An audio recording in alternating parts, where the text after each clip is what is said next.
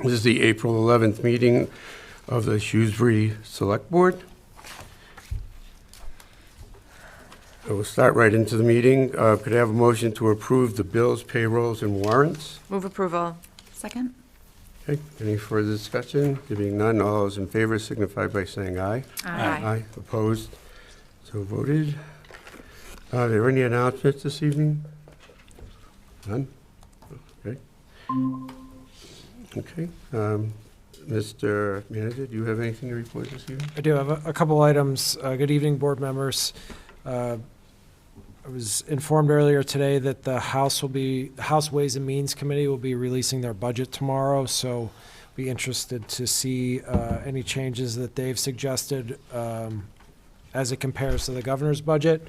We often use the House Ways and Means budget as we go into town meeting, and we'll make any appropriate adjustments once we see those and share it with everyone as we move through Finance Committee hearings and the board's next two meetings in advance of town meeting. I also just wanted to note that the Healy Driscoll administration has appointed a new position that's entitled Director of Federal Funds and Infrastructure. So Quentin Palfrey has been appointed to this position, and I think it's very opportunistic appointment for the administration to help position the Commonwealth to take advantage of the unprecedented level of federal funds for infrastructure, climate, PFAS, things like that. As you all know, we have done a similar thing and are working with Alex Martinez, assistant to the town manager, to make sure she's the lead on all of our grant projects and initiatives, and I think that'll be a good complement, and Alex will be able to interface with that state level office, so I was excited to hear that recent appointment. So a couple other updates. This is our first week of spring yard waste, curbside yard waste collections, and they've gone rather smoothly. So far, over the first 2 days, we've collected 24.55 tons of materials, so quite a lot of material that's out there after the winter, and happy to be able to provide those services, and thanks to the DPW leadership team for getting us off on the right foot and the right track of improving this service to residents. Also wanted to note that we've updated town hall hours with two primary drivers in mind. One to be open until 6:30 on Tuesday evenings, which provides off traditional business hour services to residents. That does mean that municipal staff within the town hall end their days at noon on Friday. So it provides that dual-pronged benefit of competitive workplace and hours with many of municipalities in the region, and additional hours for residents to access services in the evening on Tuesday. So we'll keep the board posted on that. This does not impact Selco's hours or the school department hours. They'll remain open their traditional hours Monday through Friday until 4:30 in the evenings. Couple more things. I just wanted to note some accomplishments within the assessor's office. Both Tiffany Peters and Karen Berger have recently completed qualifications for their certified assessing administrator certificates. I just wanted to recognize their accomplishments and thank them for going above and beyond for their position and improving their own skill sets so they can further help residents and our assessing operations. And I look forward to updating the board as we go throughout the meeting on several fiscal matters with regards to fiscal projection 2 and our approach to the capital improvement plan. Okay, thank you.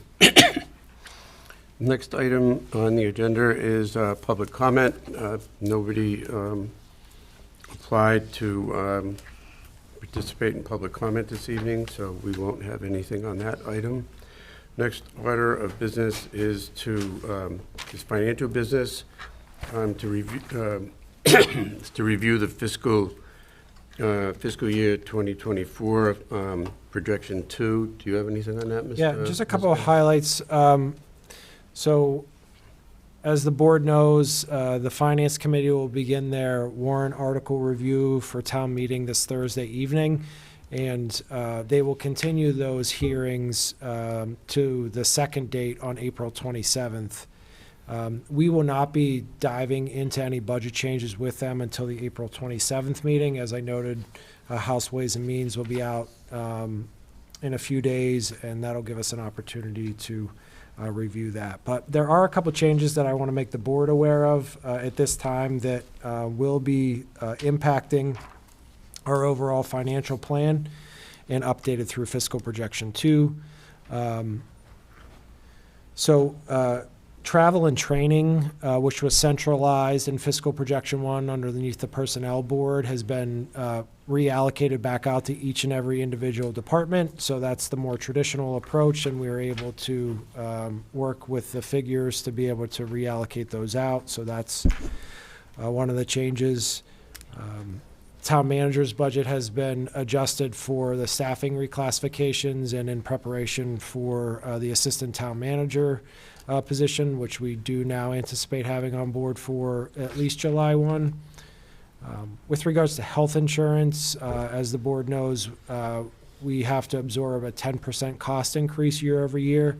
So that required an additional $500,000 above and beyond what was used for fiscal projection 1, meaning that health insurance in total for the town's contribution will increase a little over $1.4 million year over year. We're also holding additional funding in the general insurance line, which includes workers' comp and property and liability insurance, as we're soliciting competitive quotes from a number of different brokers this year to make sure that we have competitive figures. And I'll discuss this a little bit later as part of your agenda, but we are attempting to consider a different approach for a number of the capital improvement projects that were included in fiscal projection 1 through the use of American Rescue Plan Act dollars, but we can get into those details as we progress through the agenda. Mr. Mizikar, let me ask a Yes. question. On that first item where you reallocated, that's a net budget impact? Yeah, It's not that you there's no. redo- Yeah. okay. And what is the total sort of net impact from Fiscal with all projection. these changes? Yep. I can tell you that in 1 second.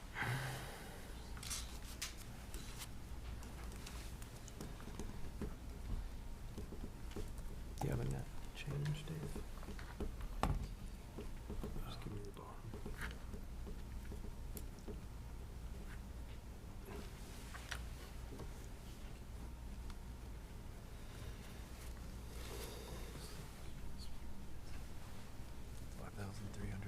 Yeah, so when it comes to the municipal budget, we've stayed within that range because we're at the policy limit, so it's a net increase of $5,335, so it's more moving funds back and forth.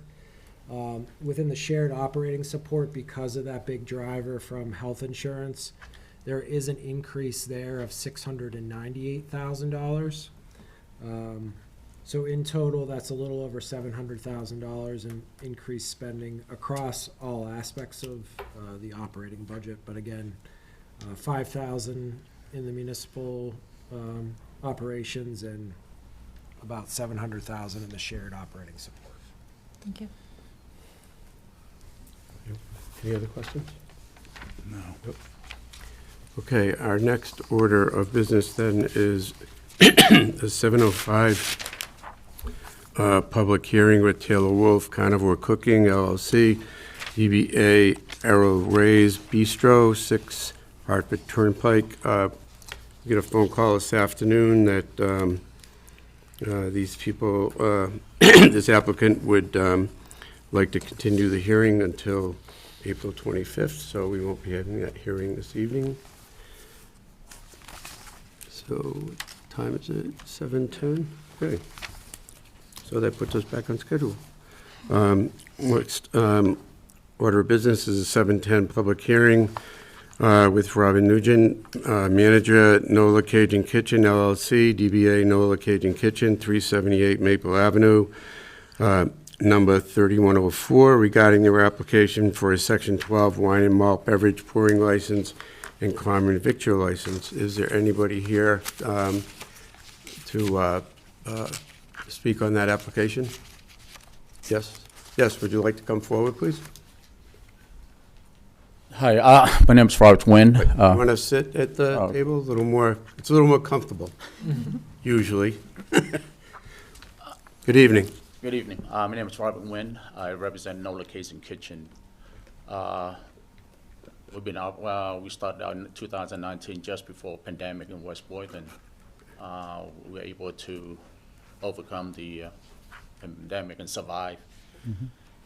And so far, we have great feedbacks, and it's time for us to move forward. The West Boynton was just a test market. You know, I've been in the hospitality for the last 30-some years, managing hotels and restaurants. As you know, 90% of restaurants that we open end up in failure the first year. So that store was very small, 600 square feet. But fortunately, we survived. So we'd like to move to open our second location in Shrewsbury. With this location, it's basically, you know, it's a fast casual, you know, more like Panera. You know, they order, they pick up, they eat, and they eat, you know, all paper plate. So we wanted to serve beer and wine to accommodate the food. You know, we're not there to want to sell alcohol. You know, it's just like, and we only carry beer from New Orleans.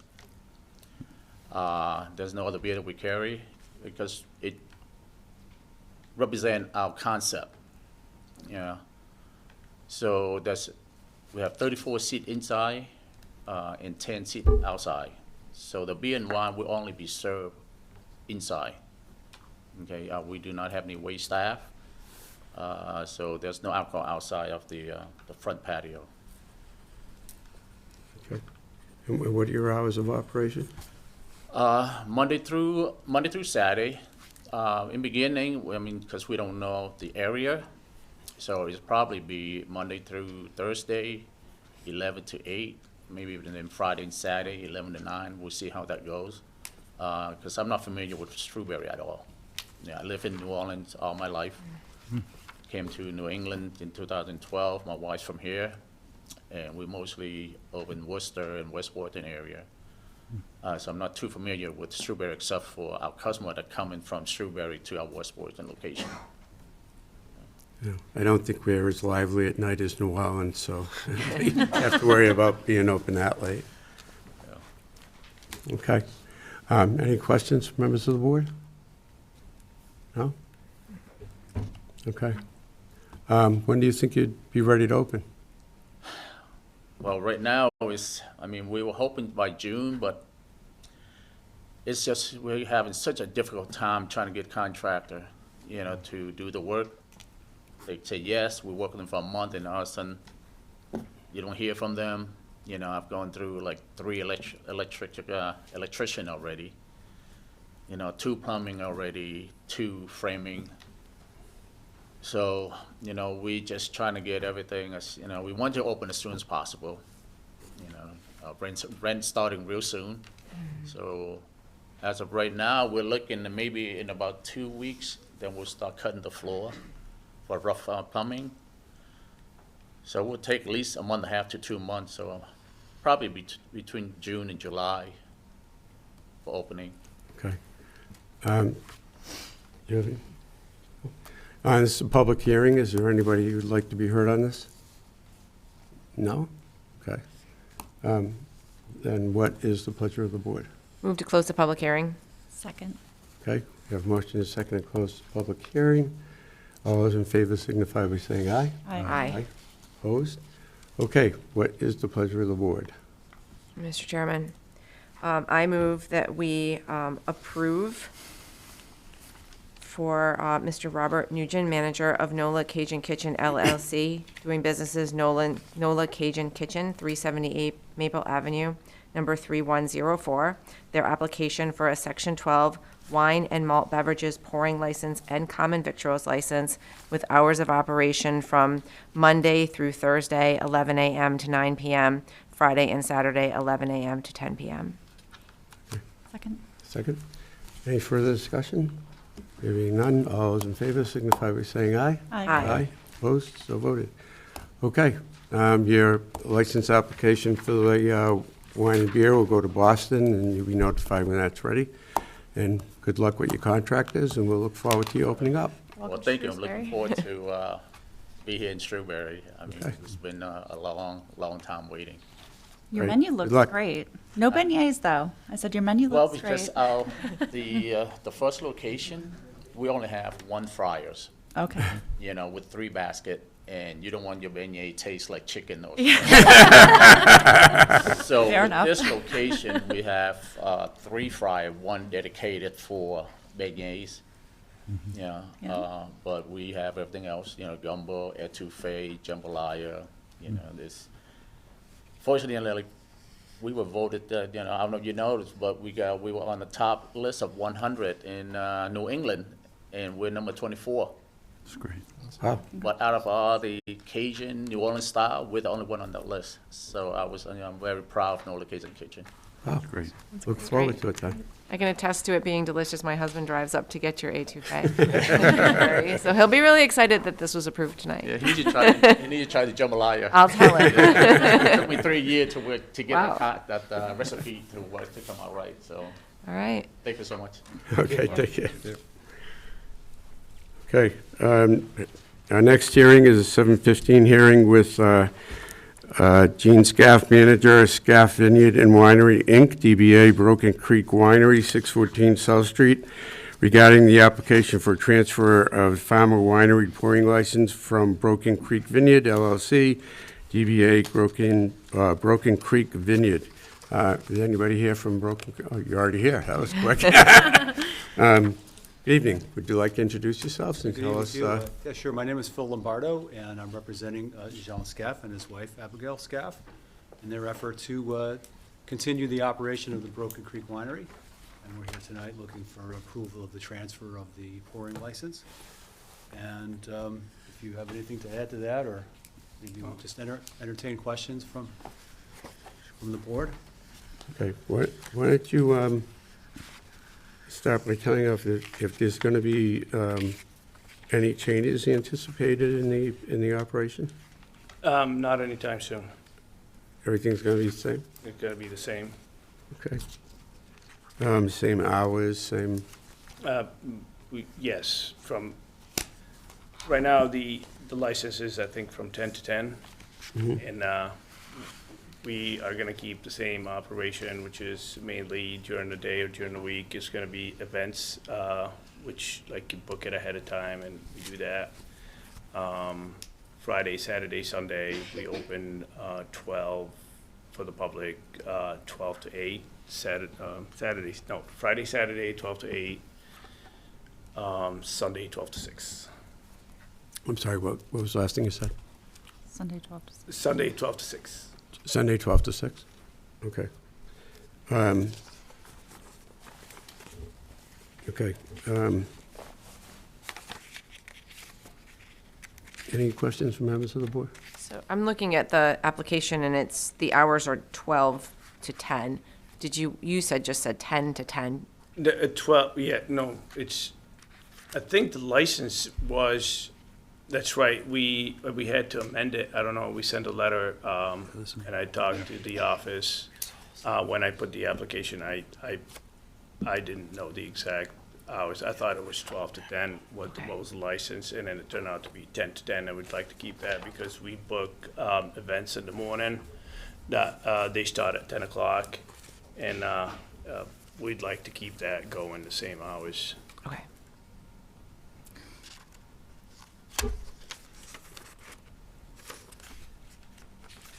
So the summary says the proposed hours are 12 to 10, Did they change? but you requesting a license for 10 to 10 and then Sunday but- 12 to 10?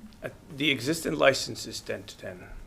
I would like to keep it like that. When I filed the application, I wrote 12 to 10 by mistake, and I went back to the office and I asked for, to change it, and they said, when you get to the hearing, you tell them. We did change it on the application, but they couldn't send it to you guys on time because it was like, already sent out and stuff like that. So they said to talk about it, in the meeting. What was it advertised at? I think it was The hours are in What? the hours aren't in the advertisement, no, they're not in the advertisement. They're The, not. the original application was 10 to 10 Monday through Sunday. I That's right. think Okay, the current hours for the I think established. Sunday was 12 to 10. okay. With, Yeah, it with doesn't the, have anything No. about hours in it? Okay. Yeah, I thought it was 10 to 10 also. Okay. And we have a letter asking? Yeah, there was an email that Mm-hmm. is in the drive. Okay. I thought it was 10 to 10 also, so I saw something on it. Okay. yeah, all right. Okay, well, what do you, so, I lost track of what they were doing down there for events. So, what do you, just remind us, what are you planning to do down there for events? Because I know they were limited on what they did. Yeah, like bridal showers, baby showers, birthday parties. There's I think we booked one for a pre henna, something for a pre-wedding for, I mean, I don't know, something religious, I guess. I'm not sure what it is 100%, but it's stuff like events like that. Yeah, okay, because I know that at one point, previous owner wanted to do a big event. like Outside, 100 yes. people, and, Yeah, that never went through. yeah, no, that got shot down. Okay, so you know there were those kind of limits. That's right. Okay. Okay, other questions? Is there any plans for food preparation? We're working on that with the architect and with the health department and all that, but that's, I mean, that's in the future, but we're working on it. I'm sorry, Beth, I didn't hear. I had asked if they had plans for food preparation. I know it's not related to this No, not right license, now. but I just was curious what they were thinking around that. Yes, we are. The architect is working on the plans for the kitchen and stuff like So that. you'll be back. Yes, Yeah. we'll be back soon. I mean, next, probably, not next meeting, probably the meeting after, or whatever, but yes, we are. Okay. You know there's conservation restrictions on that land, right? Yes. Okay. Yeah, we're very aware of it. Okay. Okay, other questions? When do you open for the season? 22nd. When? Well, it's still under, we haven't purchased the business part of the, like the business asset and the business part of it, and then because we're waiting for the Bruces we'll be training with them during that period. They'll be open on the 22nd for the Okay, beginning of the you season. won't have a liquor license on the 22nd. They do, they still operate, and we haven't transferred the. Didn't you transfer ownership of the land already? No, just the land. So the way it stands now is the Bruces still own the business itself and are operating the business. And Oh, that's what until that thing with the lease was about, with the building? That's right, that's right. their lease continues with the building, and they're operating. So under the- Prus, oh, all right, so I was wondering what that was about. Yeah. Prus still owns the building right now? No, No. no. Can I just, let me just explain. So the Bruces, Bruce Enterprises owned the land and building, Yeah, and Broken Arrow Broken Inc. Creek. Broken Creek LLC operated the business. Broken Creek LLC continues to operate the business, but Bruce Enterprises sold the land to Jean and Abigail's company, okay, so you separate own, LLC. you own the land right now? Yes, Yeah, but they don't operate the business. The business is operated by the Bruces until the licenses are transferred. Then they'll transfer the business to the Scaffs. Okay. Okay. And you're gonna be the sole owners of the whole business when it's done? Yeah. me and my wife. When the transaction's done, yeah, you and your wife? Yeah. Okay. Okay, any other questions?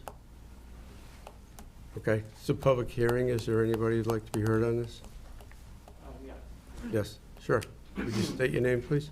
Sure. David Long, I'm on a butter. Sure. And on the one hand, I mean, I'm delighted that somebody wants to operate the vineyard. It's beautiful. I wasn't aware until I looked at the license or the request for a license that the facility could operate till 10 o'clock at night, 7 days a week. If you know the street there, it's very narrow. Now it's basically full of homes. There's a big development going on just down the street. And, you know, a lot of us walk the street at night. I think it's unsafe, quite frankly, that could operate with an occupancy of 40-some people on a weeknight. As far as I could tell, the Prusies didn't have evening events unless maybe it was private. But the sign out front, even if you go on the website now, on the weekends it said 12 to 6. There's a lot of outdoor seating there. There's picnic tables outside. There's a large patio. I'm not right next door. I abut on the backside. I have the other part of the conservation restricted property. And, you know, I just think this isn't a commercial location. You know, this is a neighborhood that, by dint of a conservation restriction that allows for agricultural activity, we ended up with a vineyard, and now we've got an establishment that can sell alcohol till 10 o'clock at night, 7 days a week in a neighborhood. I mean, this would be like next to your house. So, you know, at this juncture of being able to issue a new license, I suppose, I'd like this to be considered. I'd like them to be successful. It's a beautiful property, but I really think we should consider the neighbors and children. There's a lot, I don't have young children, but all the neighbors do. And that's a dark, narrow street, and one that there have been multiple accidents on over the years. This license, the 10 o'clock closing time has been on that license just about since the beginning of when the Percy's have had it. So this is a transfer of license, so it's not an extension of ours. So we have to take that into consideration. It's not a new license. We're a little bit restricted on what we can do with that. Well, can I say something? Yes. Well, I'm John Scaff, nice to meet you. We not gonna operate till then, I guarantee you that. And we're not gonna open 7 days a week. We're opening Friday, Saturday, Sunday, and Sunday guaranteed we close at 6 because it never done any business, that much business. We're probably, the only difference is gonna operate till 8, and on Friday, Saturday, potentially in the future, probably Thursday, Friday, Saturday. But Monday, Tuesday, Wednesday is never an option because if you go to any vineyard in the state, they never operate on Monday, Tuesday, and Wednesday. It's just there is not enough business to open up for the public. You do a small event, all the parking will be on site. There's not gonna be anybody parking on the street. So we gotta make sure that nobody parks on the street. There's big boulders on the side. There's no way anybody, I mean, you know what I'm talking about. No, that's obviously. never been an Yeah, issue. exactly. So, I will guarantee you we're not gonna open after 8 for the public. I mean, a small event, maybe till 9, but that's about it. And we're not gonna open Monday, Tuesday, Wednesday for the public. Mainly Monday, Tuesday, Wednesday will be like small events during the day, nothing late at night. I just would like just to say that to you. Okay. All right?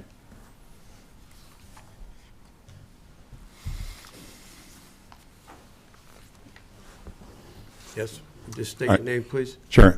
Jean-Marc Goguet. I live on Appaloosa Drive, which is sort of, we actually abut the back of the vineyard. We can actually, from our backyard, we can almost see Okay. the vineyard. I've been there, as you attested to, many times. It's a lovely site.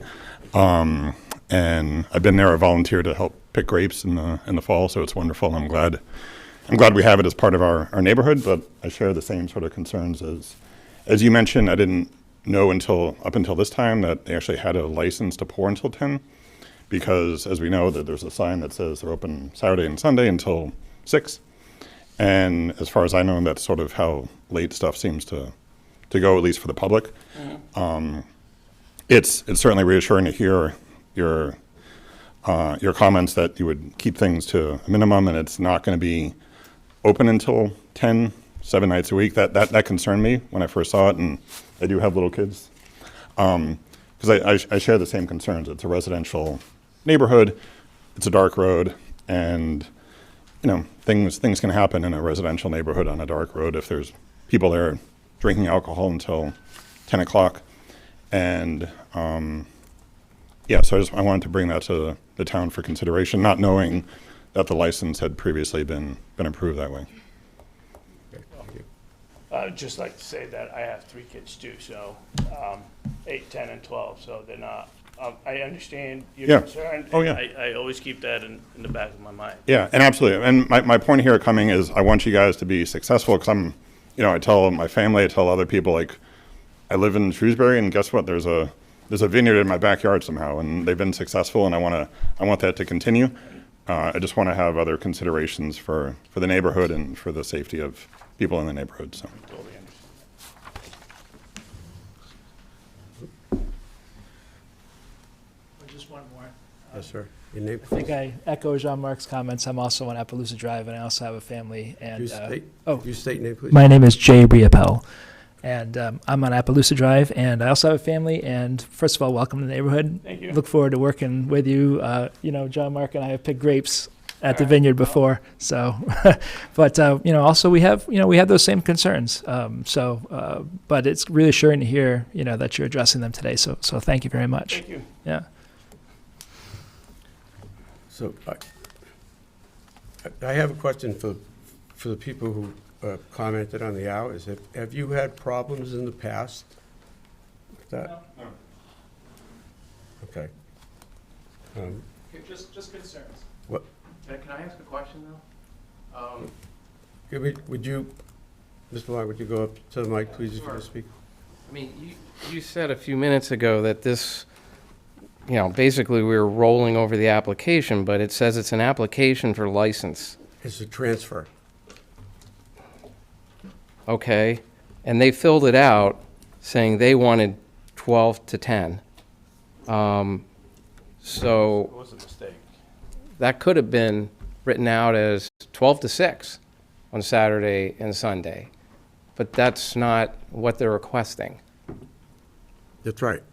So, well, I guess I'd respectfully ask the new owners to consider what hours you really want to operate, understanding how some of your neighbors feel. Well, I could just, I'll answer, I guess, for Jean, which is, we want to keep the hours that are on the that are on the current license. But the experience has been, Jean has indicated that what the license says and what reality has been different. That's how he intends to operate the place.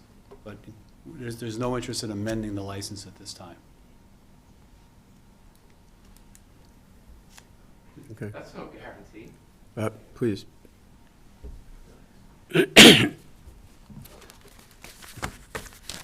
This is what they applied for. That's what we're dealing with. The board can make a decision whether or not they want to allow those hours or not. But that's what they applied for, and it's up to them to ask if they want to reduce the hours or they want to keep them as the previous owner had them on a transfer. Okay. Is there any other questions or comments from members of the audience? Yes, sir. Nader Gamini, welcome to the neighborhood. I live across the street. Just wanted to maybe get clarification on what type of events are restricted. If there's like a list or anything. Doesn't have to be right now, but is there anything that you guys might have on that? They actually aren't restricted. They're restricted by the size. When the previous owner, or the current owner, as it stands at the moment, wanted to do large they wanted to do weddings. They were told that they couldn't do that through zoning. They would have had to go up to the ZBA, and they told that wasn't going to happen. So they're restricted to the, really to the size of the operation that they have now. They have issues with, they had no place to park cars. They weren't going to be allowed to park on the street. And with zoning, they weren't going to be able to have large venues like that. So the size of the venues that they have now is pretty much what they can do. Okay. Okay?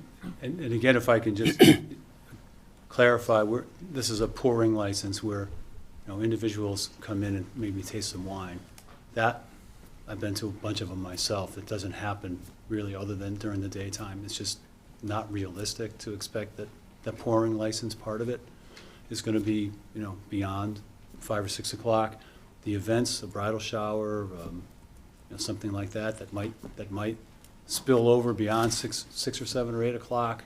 Small events, they're not large gatherings with wedding bands and all that kind of stuff. It's going to be operated exactly the way it's been operated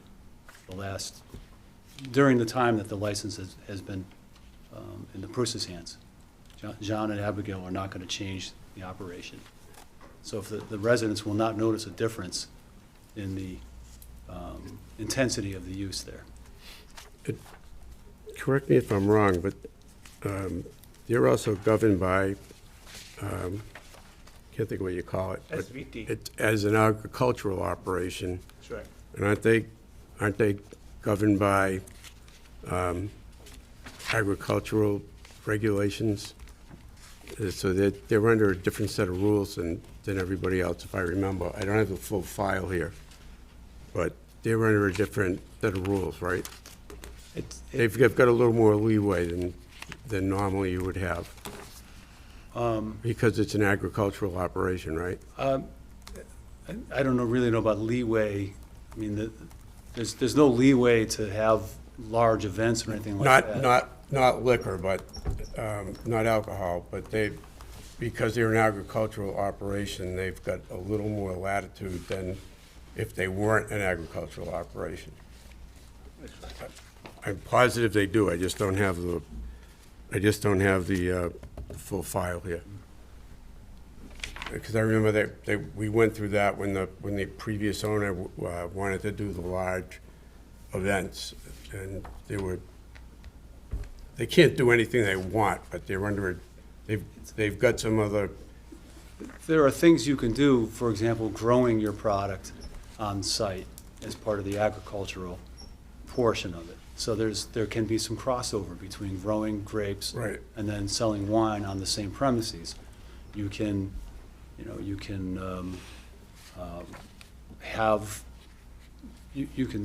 have people taste your wine on site, do Right. some pourings and things like that.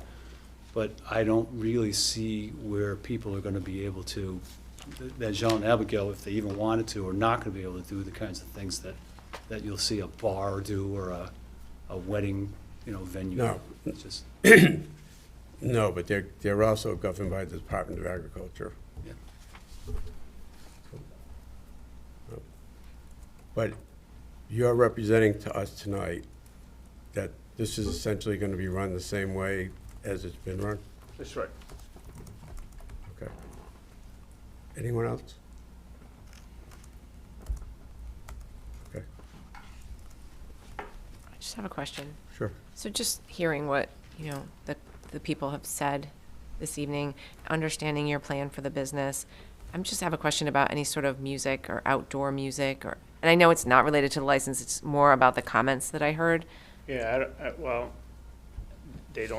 I don't think the town I think they had an issue with that at one point, that the town wouldn't allow, first of all, they can't do live music.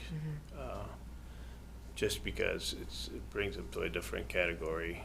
They could put them in a bar category or something like that, and then this just triggers a whole lot of rules and regulations that they didn't want to deal with.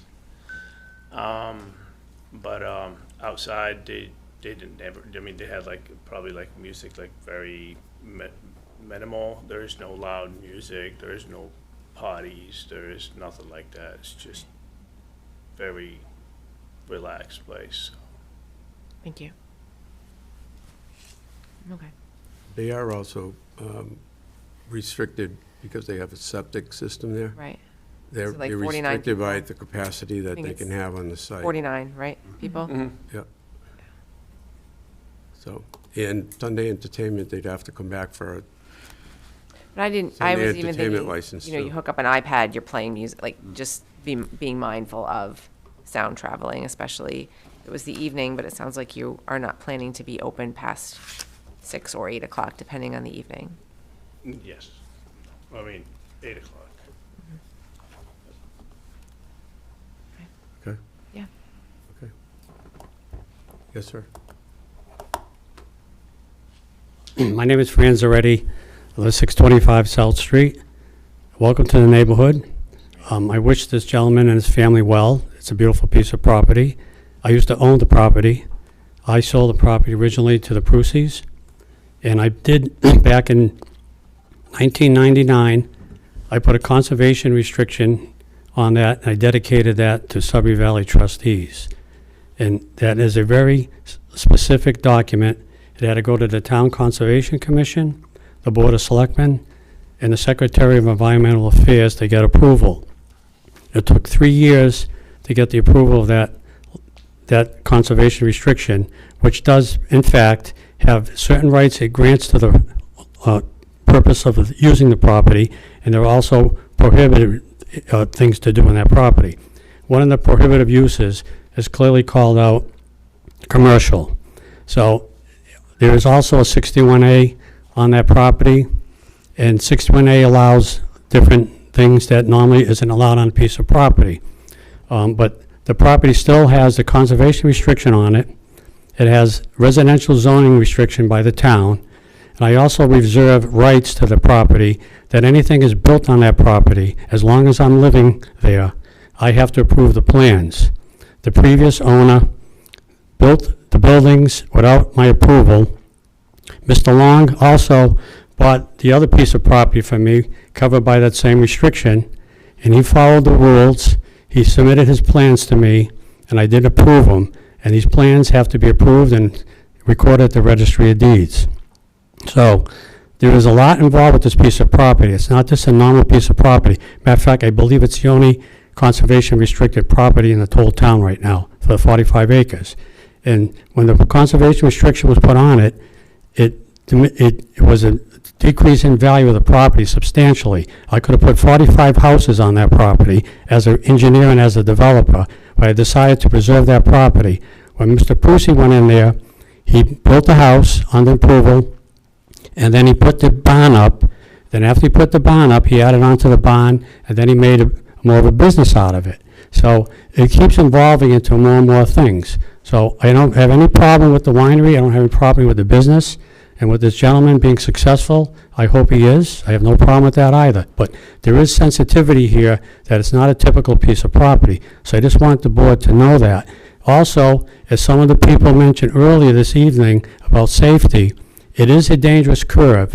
In 2002, there was a fatal accident on that curve 50 feet from the driveway opening to the winery. A person got killed there. So it is a dangerous piece of property, especially in the evening, and that was back 20 years ago. There's a substantial more amount of traffic right now going down that curve. I have a stone wall on one side of that curve before the property, and the property across the street, which is this property, has a stone wall. And if you drive by there now, you'll see both stone walls have damage to them. I fix my wall probably once a month over there because of the curve. There's an S-curve there, there's an S-curve down below the property, and the sight distance is horrible. And when people drive by there, because my barn is there, and the vineyard's there, and there's a lot of scenic view there, that people look around and they're not really concentrating on the curve. So it is a dangerous spot. And in the daytime, it's okay. In the evening, it's even worse. So if he's going to keep the hours of 10 o'clock, it's going to be a little dangerous for people, especially if there's alcohol involved on that street. So it is a residential street. So accidents happen everywhere in town. I'm not saying this is the worst part in town, but again, the sensitivity of the land and what they're gonna do, just because they're doing what Prusy did, doesn't mean that that was right, because he overextended himself on what the restrictions were on the property. But Sudbury Valley did not take him to task at that point. So if he operates under the guise of what the conservation restriction says he can do and can't do, operates the business and be very successful, I have no problem. I support it 100%. I just want to know that if there's any other things that are being done there that's different than what's allowed by zoning and allowed by the restriction of the conservation restriction, it should be noticed and noted, that's all. And if he wants to work with me with issues like this, I'll be glad to work with the gentleman and explain it to him. It's a very complicated piece of property, and I hope he understood when he bought it what the constraints were with the property. But I'll be glad to work with anyone if there's any issues later on. Thank you. Thank you.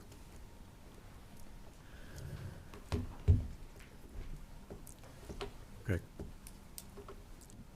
Anyone else? No. I don't think that we have jurisdiction over that deed restriction, though, so. But it is something you should be aware of, though. In any event, any other comments from the audience? Okay, and what's the pleasure of the board? Move to close the hearing. Second. Okay, we have motion and second. All those in favor signify by saying aye. Aye. Opposed? So voted. Okay, what is the pleasure of the board? May I ask a question, Mr. Chairman? Sure. When is the renewal, when would this license be renewed? At the end of the At the end of the year. calendar At the end of the calendar year? Yep. Okay. Could you summarize, just for everyone's, just to kind of level set us, the only thing we can really do here is act upon the transfer of this license. So even though we've heard concerns from residents regarding noise and hours of operation and traffic, there's nothing we can do with this license to mitigate those concerns. Because the time is the No. transfer. I think we could reduce the hours if we wanted to. But I'm not sure that we have a reason at this point to do it. And these are the historical hours, 10 a.m. These are the hours that to 10 p.m. Have been, because I researched the hours. Mm-hmm. And when the Percy's first opened, I think their hours were 12. I forgot what they were, but they've been 10 to 10 for most of the time that they've been open. And there hasn't been a problem, so I think we'd be hard pressed to just arbitrarily change the hours. When the license comes up for renewal, is that an opportunity to revisit it? Or what is the process if there are issues for there to be a reconsideration of the hours? You'd have to have a show cause hearing. Yeah, To make adjustments if you wanted to at that time. yeah, I don't think we can just do it. I think there has to be a reason.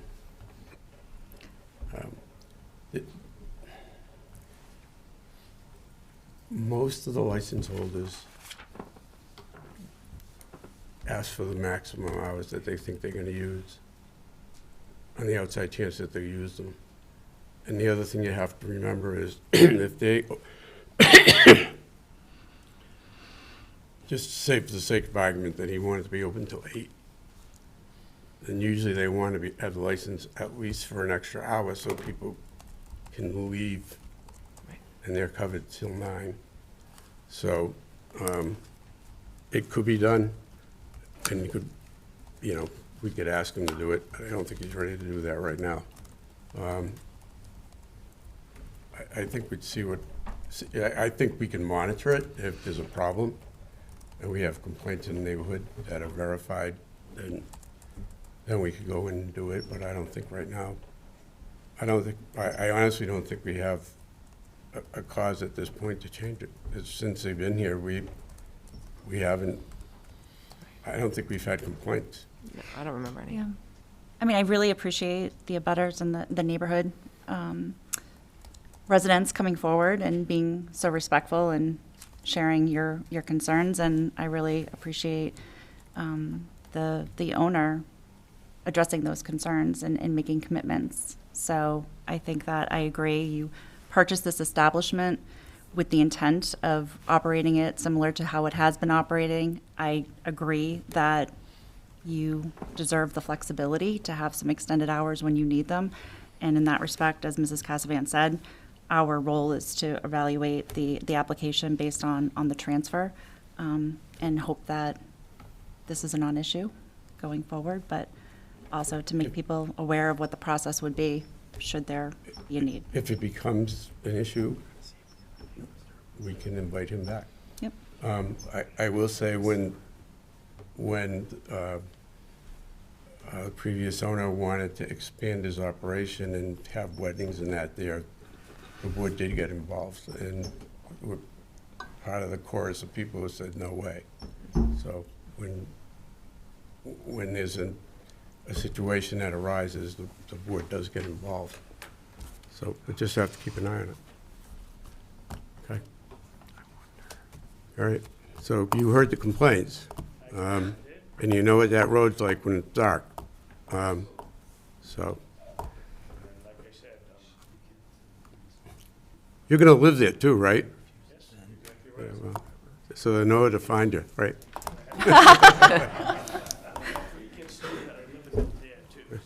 Okay. All right. Well, it's been relatively quiet there the whole time the other people have been there, so you get a reputation up over there, so I hope you will. Okay, so, anything else? Okay, so what's the pleasure of the board? I move to approve the application request for a transfer of the Farmer Winery pouring license from Broken Creek Vineyard LLC to Scaff Vineyard and Winery Inc., DBA Broken Creek Vineyard. Hours of operation, Sunday to Sunday. Let me make sure I get this right. It's Sunday to Sunday, 10 a.m. to 10 p.m. Right. Is that correct? That Sunday was I noon. think Sunday's 12. Sunday's 12 noon. to 10. Okay, so, all right, so instead it would be, I got it. yeah, Monday through Saturday, 10 a.m. to 10 p.m., Sunday, 12 p.m. to 10 p.m. Got it. Okay. Second? Okay. You have a motion and a second. Any further discussion? Hearing none, all those in favor signify by saying aye. Aye. Opposed? So voted. Okay. It'll go off to Boston tomorrow, and we'll let you know when it comes back. Thank you. Okay. Next order of business is a meeting with David Snowden, Assistant Town Manager for Administration and Finance, and Daniel Rowley, the Water and Superintendent, regarding a water rate adjustment for fiscal year 2024. Gentlemen. Maybe you staying there or here? Yeah, I'll sit here. Is that all right? Wherever you want to sit, buddy. All right, wherever. Okay. Who knew? I need to ask them to. Oh, just give down- us. What? Oh. What are you doing there, a minute? Wow, that whole room was for that? Yeah. Wow.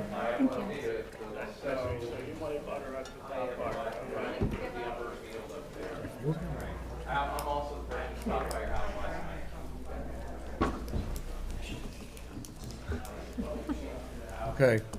Are you All right. leading the discussion? Yeah, we'll give it a go. Good evening, everyone.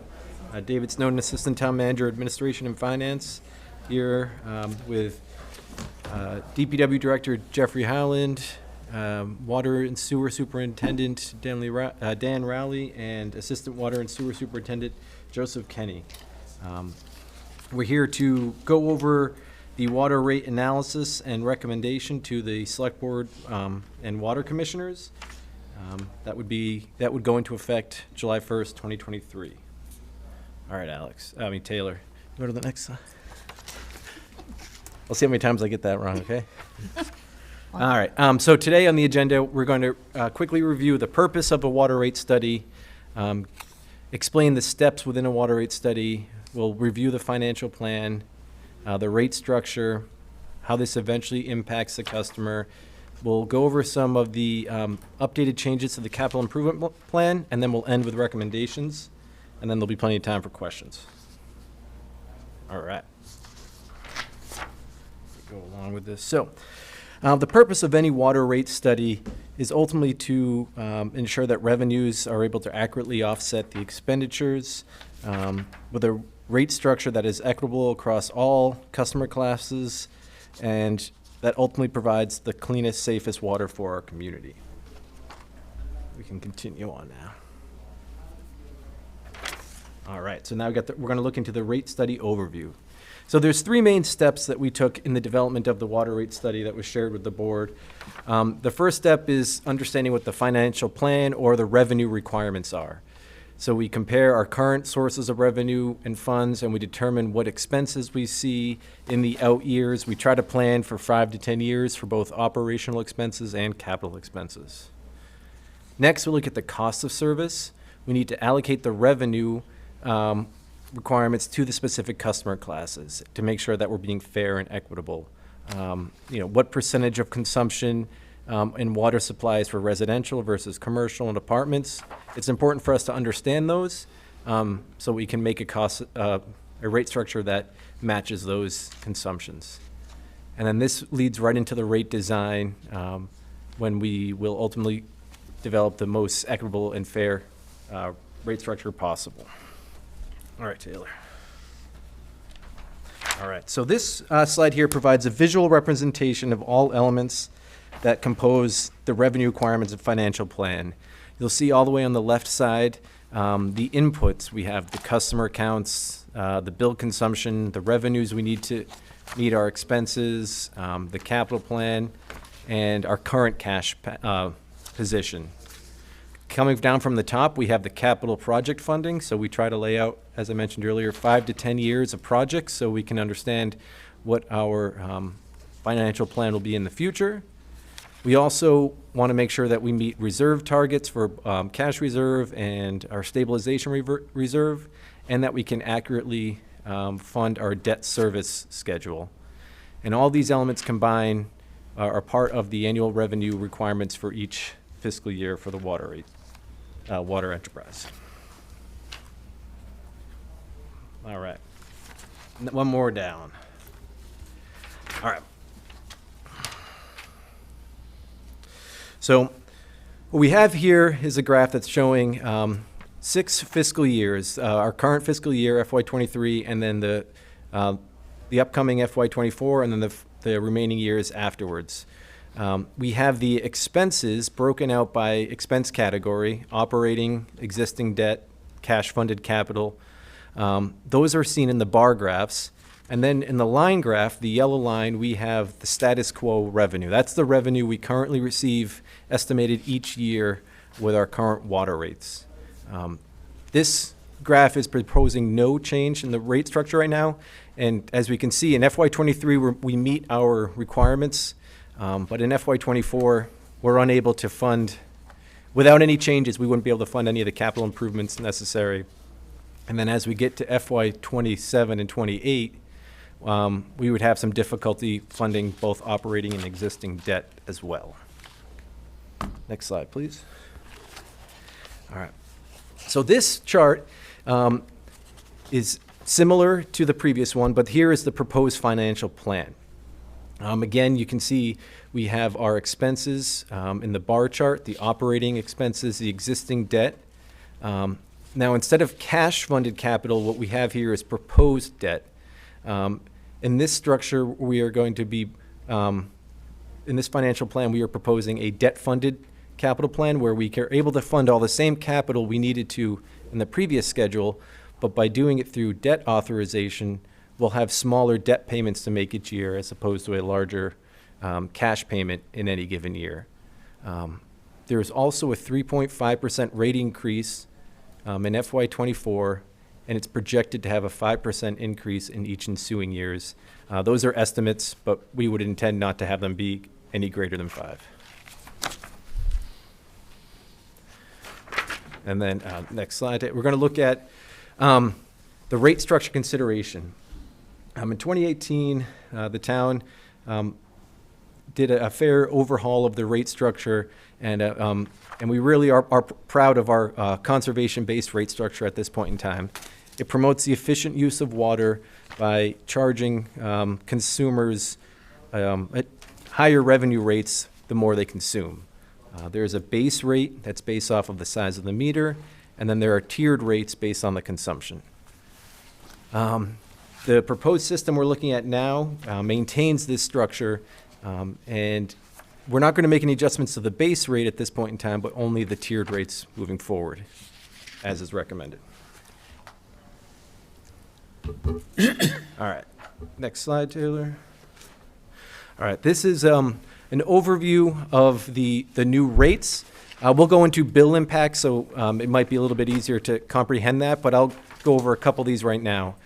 You'll notice on the left-hand side, the meter size charges haven't changed at all. Those are the base rates that are charged each quarter. Now, if we move underneath that, you'll see the rates that are charged to residential and condominium consumers. The first step has gone up from $2.10, or is recommended to go up from $2.10 to $2.23 per quarter. And the remaining of the increases can be seen there. The 3.5% that's recommended is an aggregate across all customer classes. So it's not like every tier has gone up 3.5%, and we'll see that in the bill impacts. All right, Taylor. We'll look at some customer impacts now, if you want to go to the next slide. All right. So we have both a table and a chart on this slide to help give an idea of the customer impacts. The table here provides information on residential and condominium customers with a 5/8" meter, which is roughly 99.25% of all of our customers in that class. So I'm blanking on the exact number right now, but it's obviously the vast majority. The rows that are highlighted in yellow represent 25%, 50%, 75%, and 90% of consumption within those classes. So the 12,000 gallons per quarter represents roughly 50% of all bills within the residential and condominium consumers. So we can see here at the 8,000, which is the one that's highlighted in yellow on the table, the current bill in FY23 would be $47.45 a quarter. That includes the base charge of $20. And we're recommending the increase would go to $48.67. So that's $1.22 or 2.5% increase per quarter. And what you can see is, as I mentioned earlier, though the aggregate increase across the board is 3.5%, from 0 to 65,000 gallons per quarter, the highest increase is $3.26 within these customer classes. And that is we're still able to maintain a fair and equitable schedule across the board where customers are paying a rate that's proportionate to the amount of water they're consuming. The graph on the right sort of displays the same information, but in a bar chart form. All right. Mr. Chairman, just a quick clarification, not $3.26, 3.26%. I must have misspoke. Yes, it must be. Just to clarify. Yep, okay. sorry about that. No worries. Thanks. All right. Also with this rate recommendation, we are also recommending that the water commissioners consider the credit policy that would be in line with the tax relief program and some of the work that the assessor's office has done over the past 2 fiscal years. We have approximately 215 customers or residents that have met the exemptions for the assessor's office. And those exemptions are the blind exemption, the elderly, surviving spouse, minor of a child of a deceased parent, the tax deferral, and a veteran with service-connected disability. All individuals that meet those exemptions and have already filed with the assessor's office would receive the $20 or the base rate credit on each each utility bill. So it's roughly about $17,000 a year that would be credited to all of those customers. Excuse me, Mr. Chairman, may I ask a question? Sure. For the customers that are qualified for exemptions through the assessor's office, I understand that is like a self-report, like you have to request those exemptions at the assessor's office. Will they automatically be enrolled in the exemptions for the water rate if they receive exemptions for tax relief? The intent is to be, yes, they will automatically be enrolled. So each year, it's around this time of year, I think maybe the end of the March, the assessor's office really has the finalized list of everyone that's been approved. And the water department will work with the assessor's office to have that list and make sure that the utility accounts are accurately identified for credits. So they won't have to apply again. Okay, thank you. But if the following year, if they are no longer on the exemption list, then it'll be updated and they won't be on the exemption list for the water utility. Okay, so this requires somebody to apply annually for the tax relief exemptions, and then they would automatically be enrolled. If approved, they would automatically be enrolled in this. Yep. Okay. Now, if a residence only has water, they'll receive the credit on the water bill. If they have water and sewer right now, because the sewer rates are approved by the sewer commissioners, it won't apply to that. So it's just the $20 or the base rate on the water bill. Okay. Thank you. All right. All right, the capital improvement plan. Over the actually past week, there's been some changes and updates to the capital improvement plan than what was initially proposed in the water rate study. The 5-year total is very similar. It's 30 million instead of 31 million. But what has sort of changed this was some requirements and funding opportunities that have required us to move up the design and construction of a PFAS treatment plant. So there, and that plant will be roughly $18 million to build and construct, and we're going to ideally move that up and start the work in FY25 to FY26. We've had to make some adjustments to the water capital plan in order to fit those funding amounts in and not overburden the community with additional rate increases if we were to add that on top of everything else. Taylor, do you mind going to the next slide? This might help explain it. Mm-hmm.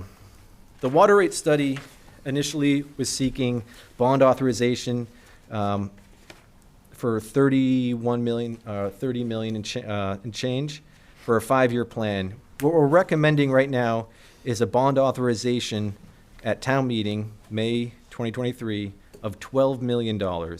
And this would fund capital for FY24, 25, and part of 26. The Water Division would seek an additional bond authorization in May 2025 for $18 million, which would be funded through this state revolving fund, the Clean Water Trust. And there may be better rates associated with that, and that's why we're making this a separate bond authorization request in the future years. So in total, we're still looking at the 30 million, but we're going to be breaking this up as we move forward. All right, Taylor. Okay. So earlier we looked at the residential bills on that table, and I called out the 8,000, the 12,000, the 17,000, and the 30,000. So here again, I have those same consumption tiers for the residential and condo customers.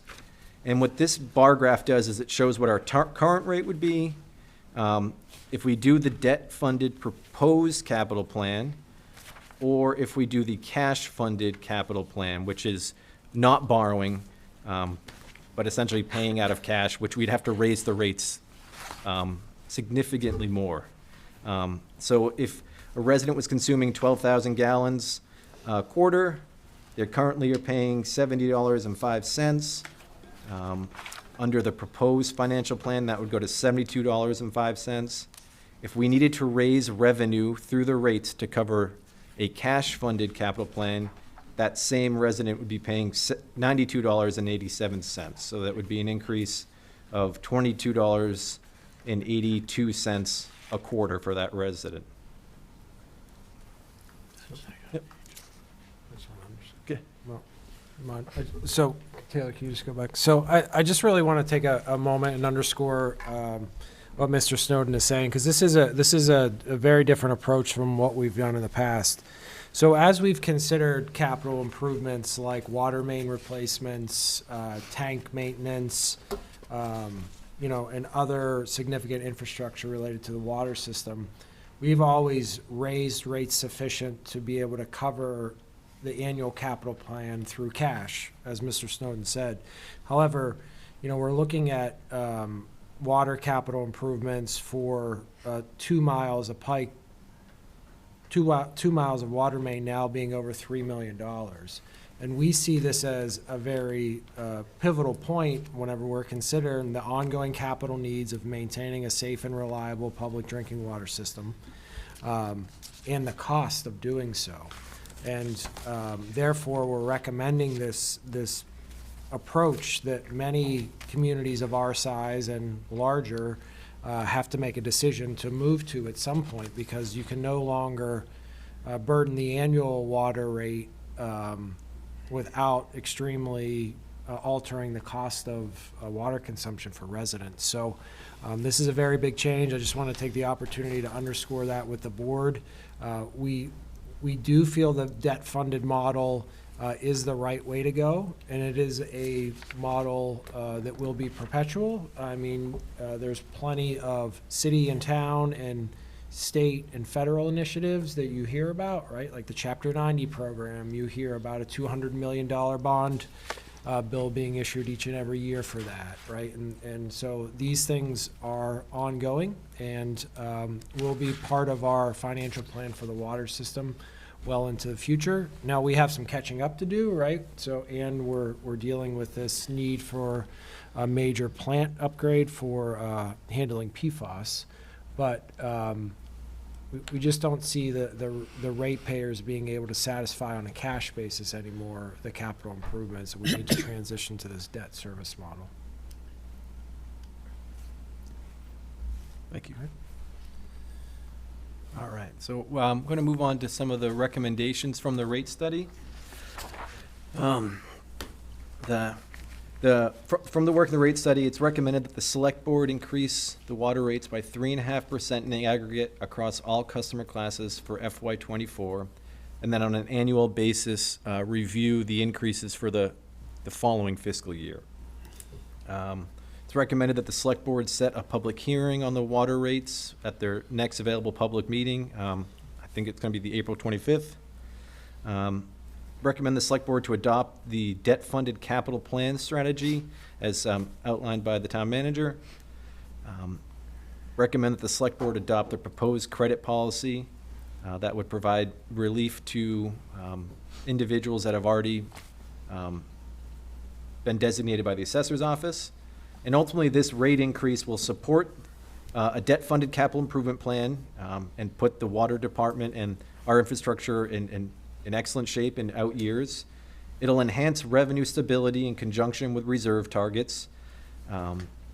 It'll continue to incentivize the efficient use of the town's water resources by our customers. And there will be some modification to billing operations that will be necessary within the water department to set up the credit policy. At this point in time, I'd be more than happy to answer any questions. I do have a number of backup slides that I can dig into anything, and then for any of the specific items related to the water utility, Jeff, Dan, and Joe would probably best be able to answer those. Questions? I think just a quick question. I think, people are going to be alarmed by these numbers, and I know the intent is to stabilize the rates for residents. Mr. Mizikar, maybe you could just comment on how this does not jeopardize our standing, our AAA bond rating, et cetera. And I think in conjunction with that, just to talk about why we need this. The conversations I've had, this is not a nice to have. This is really critical to our water quality and our water supply in this town. I think it's important that residents understand the big why behind this and what we're looking to accomplish. So when it comes to the time we spend with Standard & Poor's or any rating agency, whenever they look to understand, or they look to us, provide a rate for us or a rating for us, they look at several things. Two of the components of that are the total debt that we currently have in repayment and the source of revenue that we have to satisfy our debt service payments. So right now, we have about $12 million of debt service on an annual basis. And with total principal issued, we're allowed to issue up to 5% of our total assessed value. And we haven't even issued a third of that. So we have a very low debt to assessed value ratio. We have a very low debt per capita ratio. So that's looked favorably upon. And when it comes to Massachusetts and Proposition 2.5 and things like that, we have very stable annual revenues. So when we look at this, it's really based upon the water rate versus the tax rate. So because we have a solid enterprise where water rates fully cover the expenses of the water system, and the board will have adopted the capital improvement plan and this approach, and the rating agency will say, okay, this is a reasonable amount of debt, and you have a mechanism to fund that debt reliably, and therefore won't have a negative impact on our AAA bond rating. So it's a pretty straightforward process that they use, and we've had all this debt modeled out by our financial advisors and received comments from them on how we can best structure this to maintain the AAA bond rating. And so I'll jump into just the rate increases and talking, you know, on the operations side. Over the past year, we've seen some significant increases in our operating expenses. Electricity, we're up about 56%. Water treatment chemicals, potassium hydroxide, which we use a considerable amount, 73%. These are big increases. And Mr. Snowden spent a lot of time working with the rates to keep those costs down because they really have big impacts to our budget. So the increase that he proposed is helping offset that. And then we're really watching our operations, you know, our staffing. We didn't propose any new staff this year. The board's been fantastic, and the town too, in allowing us to add staff in previous years to build up the resources we need. So I certainly just, as everything in the world has gotten more expensive, an increase is certainly needed just to offset those operational costs. As we look at the capital plan, we have a 5-year capital plan, including water main replacement, which is critical for our system reliability. We have water mains that are of all various ages and materials, and this really helps us, you know, really keep our number of water main breaks down. So it's critical. Included also is maintenance on a few of our water tanks, which we have 4 steel tanks, 2 concrete tanks. So the steel tanks need to be painted periodically to prevent rust. And if you let them go too far, then they have to be replaced, which is more expensive. And then looking down, we included a replacement well, which is just part of a process that as wells age, the yield isn't what it used to be, so they need to be replaced over time. So we're in the process of bringing on 2 new wells as we speak. So we have one at Home Farm and one over at Sewell, and that just gives us the ability to have reliable sources of water, especially we get in the summertime and drought, and if we have mechanical issues with other wells, we certainly need to have good wells and have a replacement program. And then we look at PFAS, and PFAS we've been talking about since 2019, since I came here, and we pilot tested for it last year, and it's been on our plan a little bit further out to do something. Massachusetts has their standard, which is 20 parts per trillion for 6 compounds, and we've been under that. We've been 12, 14, maybe a little bit, 15, 16, but not near the 20.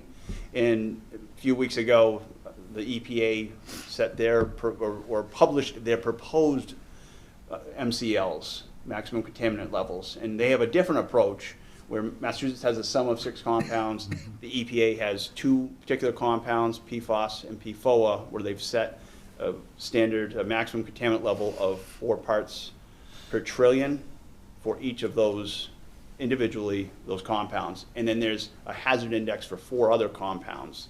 So I looked back over the past year, and it's going to be a running annual average, and we will be over that 4 parts per trillion for both of those PFOS, PFOA. Not by much. We're probably in the 5s, but enough where it will be it's a primary standard. So we will have to treat for it. So we revised this plan working with Mr. Snow and Mr. Mizikar to accelerate our construction of that plant. I don't know if any other. Yeah, I'd like to just add one. When we did the last rate increase, 2017 to 18, we had gone to the residents with the agreement that we would do at least $1.9 to $2 million worth of water main repair every year. We were able to do that for the first couple of years, and then the cost started to go up. And now we're in the range of only being able to do about $500,000 a year, because of the cost increase of the operation and other expenses that the water department has. American Water Works highly recommends that you replace between 1% and 2% of your water mains per year. Now, if you replace a water main, 1% of your water mains, your oldest water mains will be 100 years old. Mm-hmm. Now, some of our 100-year-old pipe is actually, which we do have still in town, is actually probably some of our better pipe than some of the pipe that it's only 40 years old or 50 years old. Stuff that we put in the 60s and 70s is the stuff we're actually replacing first. But the more we're able to replace it, the less we have on water main breaks, which is also then a lost revenue. So we try to minimize breaks. And at the same time, we replace services from within the main to the curb stop. And by replacing some of those services where water department right now is replacing, especially the corporation stops, a lot over the last, as they start to age and they start to pull out of the mains. So. Yes, Mr. Samia. A few questions. Thank you. Mr. Mizikar mentioned earlier with the establishment under the current administration at the State House, the Director of Federal Funds and Infrastructure. Do we see any opportunities at the state level or under the Inflation Reduction Act or any ARPA funds for anything along the lines of PFAS, clean water, anything that we do on a regular basis? Do we see any possibility there? Right now, we see possibilities through the Clean Water Trust, but those are low or no interest loans, but no grant opportunities at this point. Okay, thank you. Can we talk a little bit about the bond markets generally? So we saw at the last tranche of funding for the police station, rates were mid-threes, not 141 or whatever we were getting at the peak borrowing times when the borrowing was good. When our financial advisor models this, do we get a range of capital costs? Is that a blended average that we see here, or what does this represent that's presented to us? This represents 5% in the model. Okay. So the Clean Water Trust, to the benefit of the Clean Water Trust, is that it's a 2% interest rate, guaranteed. So, 24 months ago, we were like, who cares? Right. We can beat you in the market, but now all of a sudden the Clean Water Trust is really attractive, and through the diligence of DPW leadership, gentlemen at the table, we have been fortunate to be invited into the Clean Water Trust's funding for the current fiscal year on the sewer side, which will be part of the town meeting proposal. And so we are now shifting gears and looking towards that as an opportunity for PFAS to make sure that we can get that really attractive interest rate. So we have a possibility to mitigate capital cost that would be just under the free market. One other question, stabilization. So under the part of this, or a large part of it, I think, is to build back up that stabilization fund, particularly in fiscal '25, starting to build it up there at $1.2 million. Can we talk about that? Do we feel that's going to be adequate in terms of building that back up? Are we vulnerable the next couple of years as we've depleted the cash, or how do we feel about that?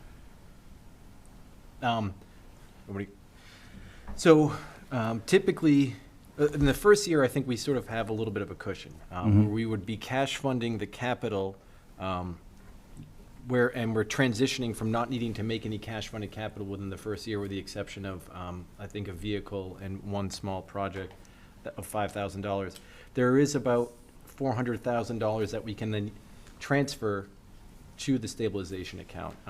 I did try to model this a couple different ways, and in taking that lump sum now and moving it over, as opposed to spreading it out over a couple fiscal years, actually worked out a little bit more in favor on the modeling of the retained earnings for the water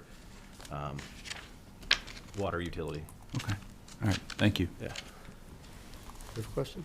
I had a question regarding the increasing the rates with the 3.5% and then followed by the 5%. Would that be sufficient to cover, to satisfy the debt repayment that we're taking out? So it's like sort of a perpetually self-funding, where it would be the rate increases, annual small incremental rate increases would cover those.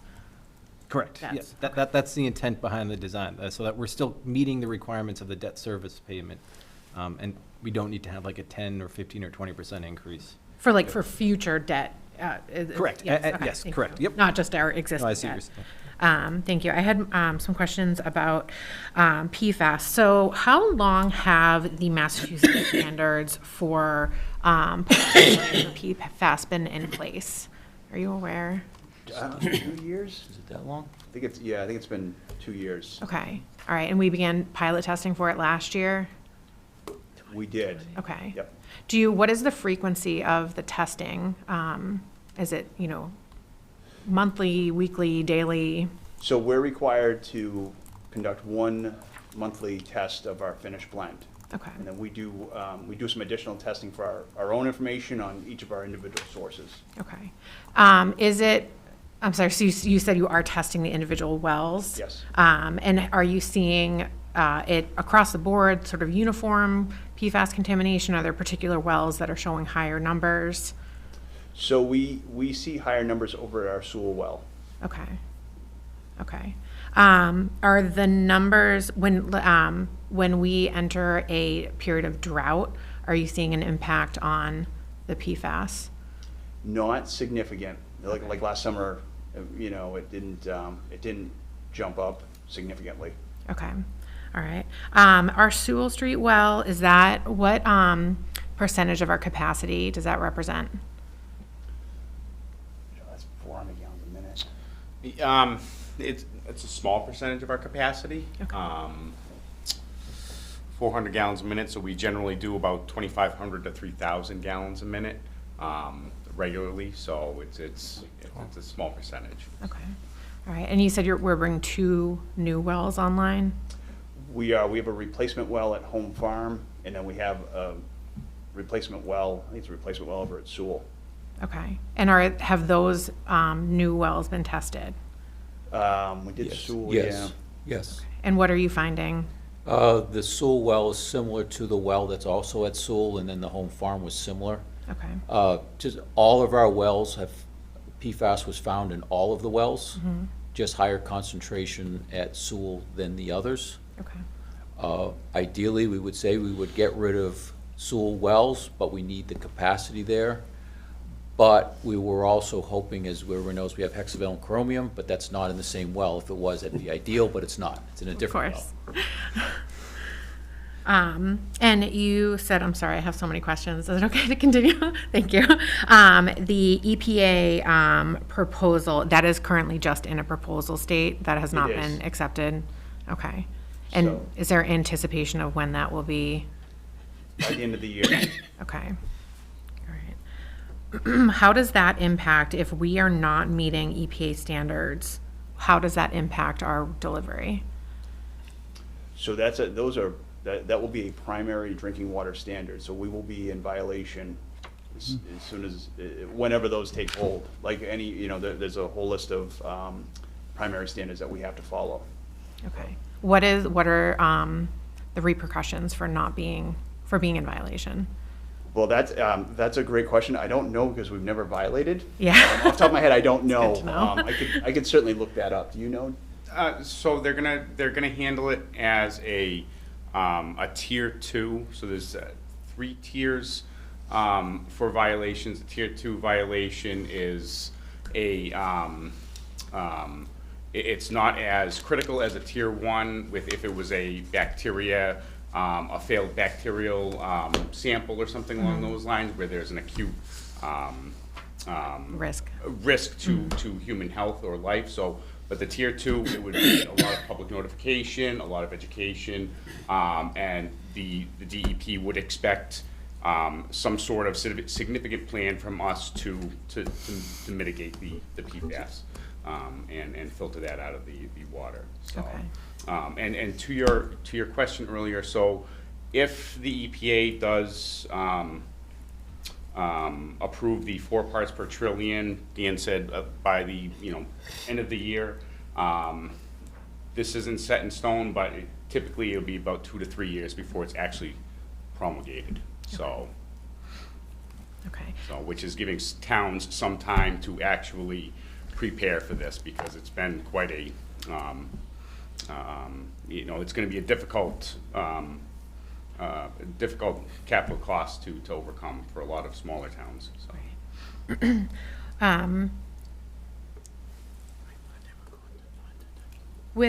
Sorry, I'm trying to sort my thoughts here. Is there any possible, so can you remind me with hexavalent chromium, what is our plan to address that going forward? So our plan to address hexavalent chromium is to, at this point, to continue to monitor. The concentrations are extremely low. There is no MCL for hexavalent chromium. There's an MCL for total chromium, which is at 100 parts per billion. We're at about 5 or 6 parts per billion for hexavalent chromium. Even the California standard, which I believe is 50, and we are still below that. The vendor that we had pilot tests for the removal basically said that he can't guarantee he'll remove anything because it might just bleed through the filter. However,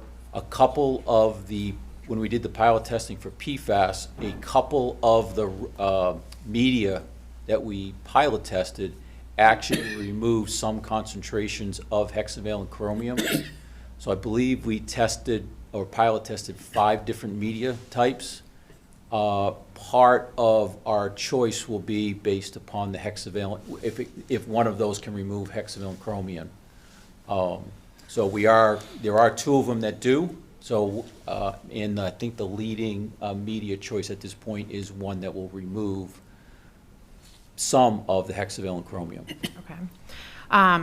What is the process? So we have plans to build a plant to address the PFAS, and would that be, as far as the process that goes and that involves, is there any overlap in removing PFAS from our water system and hexavalent chromium? Is there anything? And we just made a big investment in manganese removal, and we're looking at what's the next compound that is going to be identified at the state and federal level, and making these huge investments in our water treatment for our groundwater.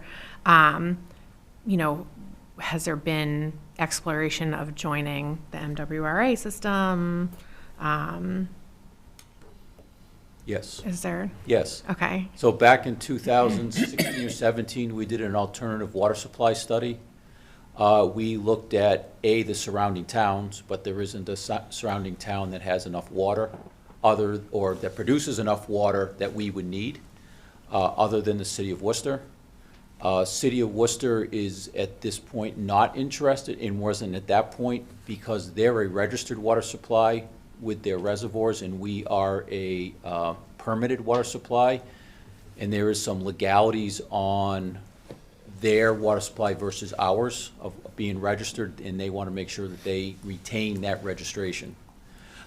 We did explore tying into the MWRA with 4 options. 1 to tie in the treatment plant in Clinton, 1 to tie in the treatment plant in Marlboro, 1 to build a treatment plant in Northborough, and then combine Northborough and Shrewsbury together. And then the 4th was to take raw water out of the Wachusett Reservoir over near Worcester has their intake on 140, and then build a new water treatment plant in Shrewsbury. The lowest cost was to tie into Marlboro, and again, this is 2016 numbers. It was about 52 million at that point.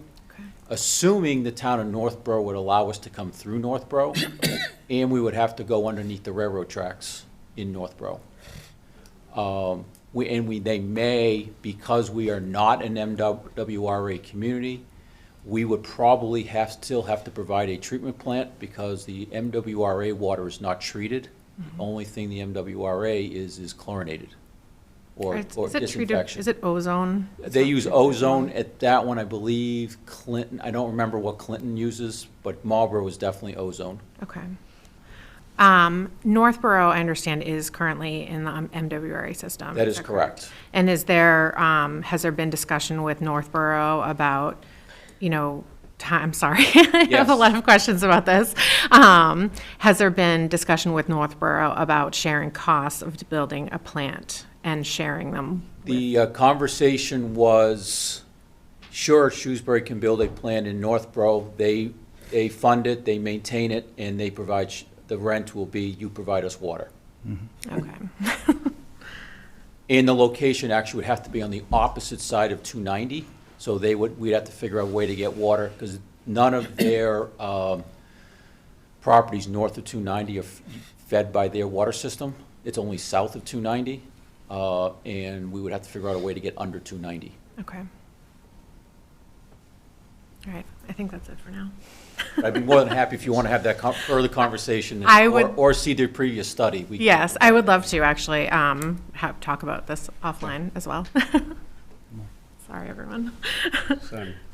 PFAS. So a lot of communities were joining the class action litigation down in South Carolina, I think it was. What are you seeing professionally now in cities and towns throughout the Commonwealth? That are they still joining it? Is it held up? I mean, there were, like AIR, for example, joined in. But what are we seeing generally? I can respond. So we continue to receive solicitations to join, and continue to, I continue to think it's not advisable for a couple reasons. I think the class action lawsuits impacting municipalities over the past few decades have proven that states' attorney generals play the largest role in that process, and funds are equitably distributed through those means, regardless if you join or not. The most recent being the opioid settlement. I continue to ask town council for their advice and opinion, and they have held on that as well. So I don't know the statistics of whether cities and towns are, but I can tell you those cities and towns that jumped on the opioid settlements in class action lawsuits, or excuse me, those cities and towns that jumped in on the opioid class action lawsuits are receiving the same amount of funding that we're receiving, because again, the attorneys general have jumped in and taken the lead on those. Okay, thanks. Yeah, being on the receiving end of documentation from towns looking to see, first they go to the major, say, Right. fire department, firefighting foam, if they're near an airport, and then what I've experienced is then all those defendants bring in any company that has done any business in that town, and then they're trying to sniff around. It's just an endless web that's being weaved. So I was just curious. Yep. I tend to agree. I don't see class action like this can be a legal grab too in terms of getting off the top. So it's just interesting to see how that will develop. I would assume that the AG's office, if the cost is big enough, is not going to foot the bill and figure something out. It goes back to detectability, right? Parts per trillion, how many years ago you couldn't detect it for PFAS, right? So going to Michelle's point that a lot of these standards, as they developed, the technology wasn't there just a few years ago, and then it's going to be the next chemical that they determine is problematic. It's just, the concern I have is that we're going to be chasing our tail. There's nothing we can do about it now in terms of, until Hexchrome, they dropped the numbers to, so we're at 5 or 6, we've been lowest, I think 3.8, and they dropped the numbers to 5. And California standard, I think, was unconstitutional, and they had dropped down to like 10. But I was just curious on the litigation side, and I guess simply put, the states are going to get involved when it's economically feasible too, and that's a barometer as well. So, all right, thanks. PFAS is everywhere. Exactly. It isn't just, it isn't just a foam for firefighting. True. And it's been around since, what, the 40s? So everybody's going to have to deal with it. Everybody's going to get blamed for it. So Yeah, when you get a subpoena or asking questions about everything that you manufactured, forever. you're happy you're a light assembler and not a maker of chemicals. And after PFAS, it's going to be something else. It's never going to stop. Okay. Which, I mean, we have to do, but they're going to keep discovering stuff, and it's never going to end. Going back to water rates, if we don't use the bonding method, if we do use the bonding method, we're going to have price increases that are going to be regular and probably be 3 to 5%. And we'll have a pretty steady stream, and we'll have a pretty steady repair program or capital improvement program. If we don't do it, you're going to have wild fluctuations in the rates. You're going to have big jumps. We're going to have wild fluctuations probably in the capital improvements, or we're not going to have the big increases because people are going to resist the price increases, and then we're going to fall behind in our capital improvements like we did several years ago, and then we're never going to catch up. Or we're going to, in the end, we're going to pay a lot more. So, really, the most sensible thing to do is take a little bit of pain every year and have predictability and consistency and do it the right way. We just need to convince everybody that that's the right thing to do. Taylor, can you please go back 3 slides? No, yeah, Chairman, you said it, yeah, couldn't have said that better. And the rate increases would be like 30% year one with 20 to 25% each year after if we didn't do bond authorizations. That, in order to fund the capital. It's like, it doesn't, we've just gotten to the point where the system's gotten so big, the costs have gotten so high, it doesn't make any sense to do it the other way anymore. I know we don't want to go too deep, but the debt model that we're using is also prudent in that it is, the terms associated with the debt vary based upon the capital improvement that we're making. So it's based upon the life cycle or much shorter, right? So a water main may have a 100-year life cycle. Our maximum bond term for that would be 20 years. Something with a much shorter lifespan, like water meters, things like that, would be, a 10-year borrowing. So there's a lot of complexities within the bond structure itself, but we're doing everything that we can to be responsible with the debt that we incur and ensure that we can continue to have safe and reliable drinking water for the residents. But you can manage those investments and those costs if you know what the revenue stream is. And we would, and we know this board will hold us to account, and the residents will, right? So we're not, we're coming back and being more transparent on a year-by-year basis. So sure, we're asking for flexibility from town meeting for a bond authorization for $12 million for 3 to 4 years worth of capital improvements. But this board authorizes those bonds. This board sets the water rates. So without that connectivity, we can't make these things happen. The bond authorization will also give us flexibility to hit construction cycles much better than an annual town meeting, right? So we get money that's approved in May of any year that's released to us on July 1. We've lost 2 to 3 months of a construction cycle. If we have those bonds in place, we can flip the approach and be out to bid in January and in the ground in April, when the roads become available to Right, and us. the project doesn't go over the winter. Correct. So, is there anything else on this that we need to go over? Nothing unless there's questions? Thanks. I had a question. Yes, I'm sorry. Can you just recap then? In this model, there will be a 3.5% increase this year. What happens next year? The intent would be to bring an annual review of the revenues and expenditures back to the water commissioners January, March, between January and March, where they would then review and then set the rate increase for the next fiscal year. With the intent not to go above 5%, and if there's instances where revenues were higher, it could be less than 5%. So in the previous model where we haven't raised the rates since 2018, when we did raise them, it was higher than 5%, if I recall. 38%. Right, so what we're doing then is ensuring some stability for our ratepayers, and we're also finding a way to really meet the capital improvement requirements in a way that's going to keep things more even for people. I'm always a proponent of people being able to have a more stable expectation around what their bills are going to look like month to month and year over year. So I appreciate this approach. I think this is probably the smartest way to go about it. We certainly don't want to go back to a situation where we're not able to make the investments that we need to in the water infrastructure, and then we're seeing, sediment and coffee-colored water coming out of people's taps. Yes. Thanks for all the work. There's a lot of analysis in there. Some of us geeks like to look at it. So I'll just tell you one last thing on water.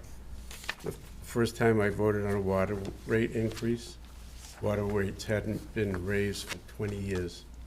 And people complained like you were taking their firstborn child. So it's not good to do that. So, we will have to, the board always holds a public hearing prior to setting water rates, so we can work to get that scheduled.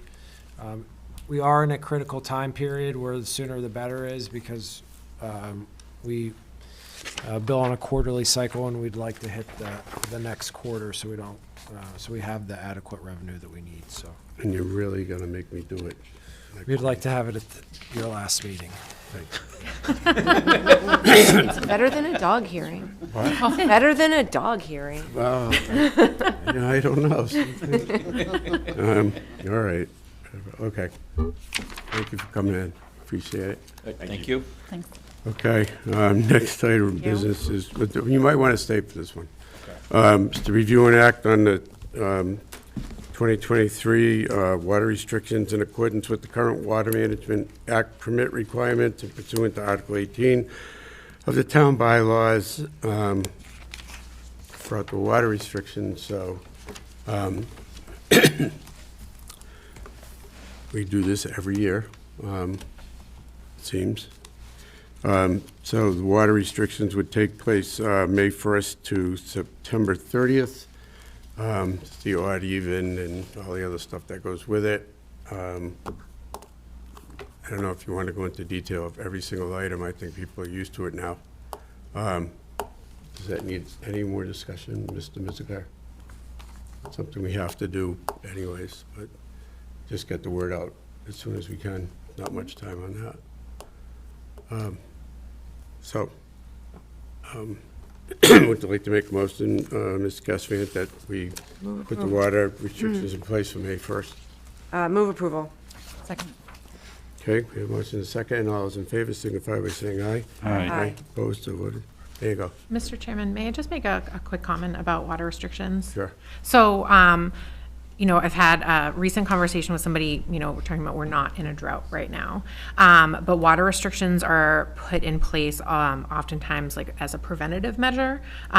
Water use typically is highest in the spring and summer and early fall, correct? And so even if we have a year where we're not in a drought period, water restrictions are a really important tool in preserving our water supply. So it's, despite the fact that we're good right now, this is sort of a preventative measure to ensure that we have an adequate supply throughout our highest use season. So I just wanted to say that because people at home may be wondering. We don't know if we're going to have a dry July and August. Right. Doesn't take long for it to go down if there's no rain. And this is the requirement of our Water Management Act permit. This language comes right from our permit. So. Yeah, and water restrictions are historically very effective in reducing consumption, so reducing unnecessary consumption. Yep. So just wanted to put that out there for people who may be wondering. Mr. Brain dead. Mr. Howland, do you need to give us any background on the traffic rules and regulations on the school zone, or we just vote that? You can just vote it. I will say that it was a grant that Highway Division Manager Nick Repecka got from Mass DOT to put the traffic beacons with the actual speed on a LED light. So they are, this was it's a requirement of the grant to have it as a school zone, and to be honest, we may be back with a bunch of other schools as the state has sort of or broadened the definition of a school zone is. Okay. So I guess we have to vote on number 10 before we do number. I thought that, but I wasn't quite sure, and I was trying to think in my mind.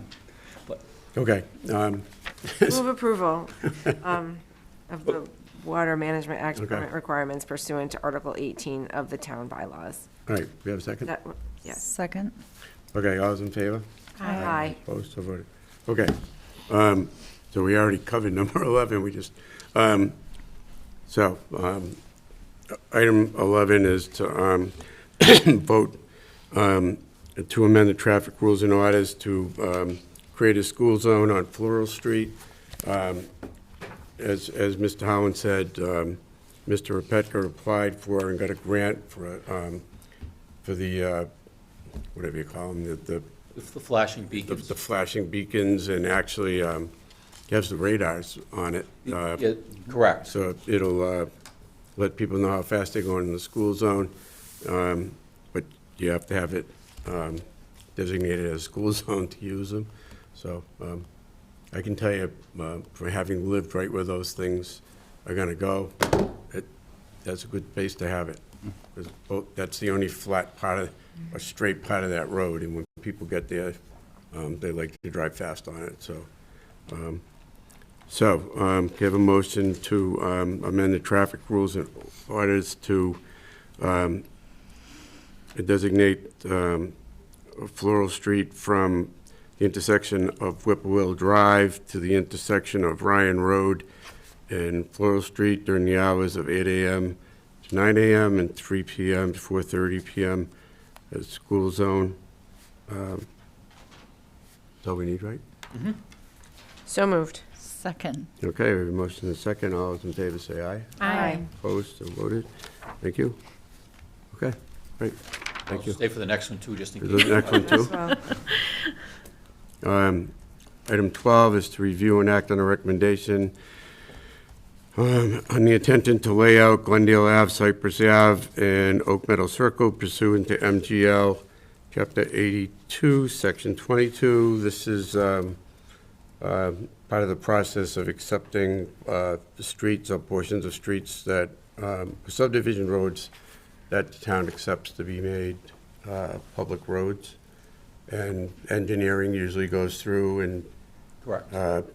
make sure that everything is ready to accept those public streets, and these are ready to be Yes. made public. So we would vote our intention to do that, then send a notice back to the planning board, and they would I have a believe so, hearing? Yes, yeah, and planning board's in the process, of the public hearing also, because they also have to make the recommendation to town meeting. So they have the hearing, right? Yep, We don't have to make the hearing? that's correct. Okay. They sign a waiver when they submit the request Right. for the acceptance, so the select board does not have to have a public hearing. Right. So,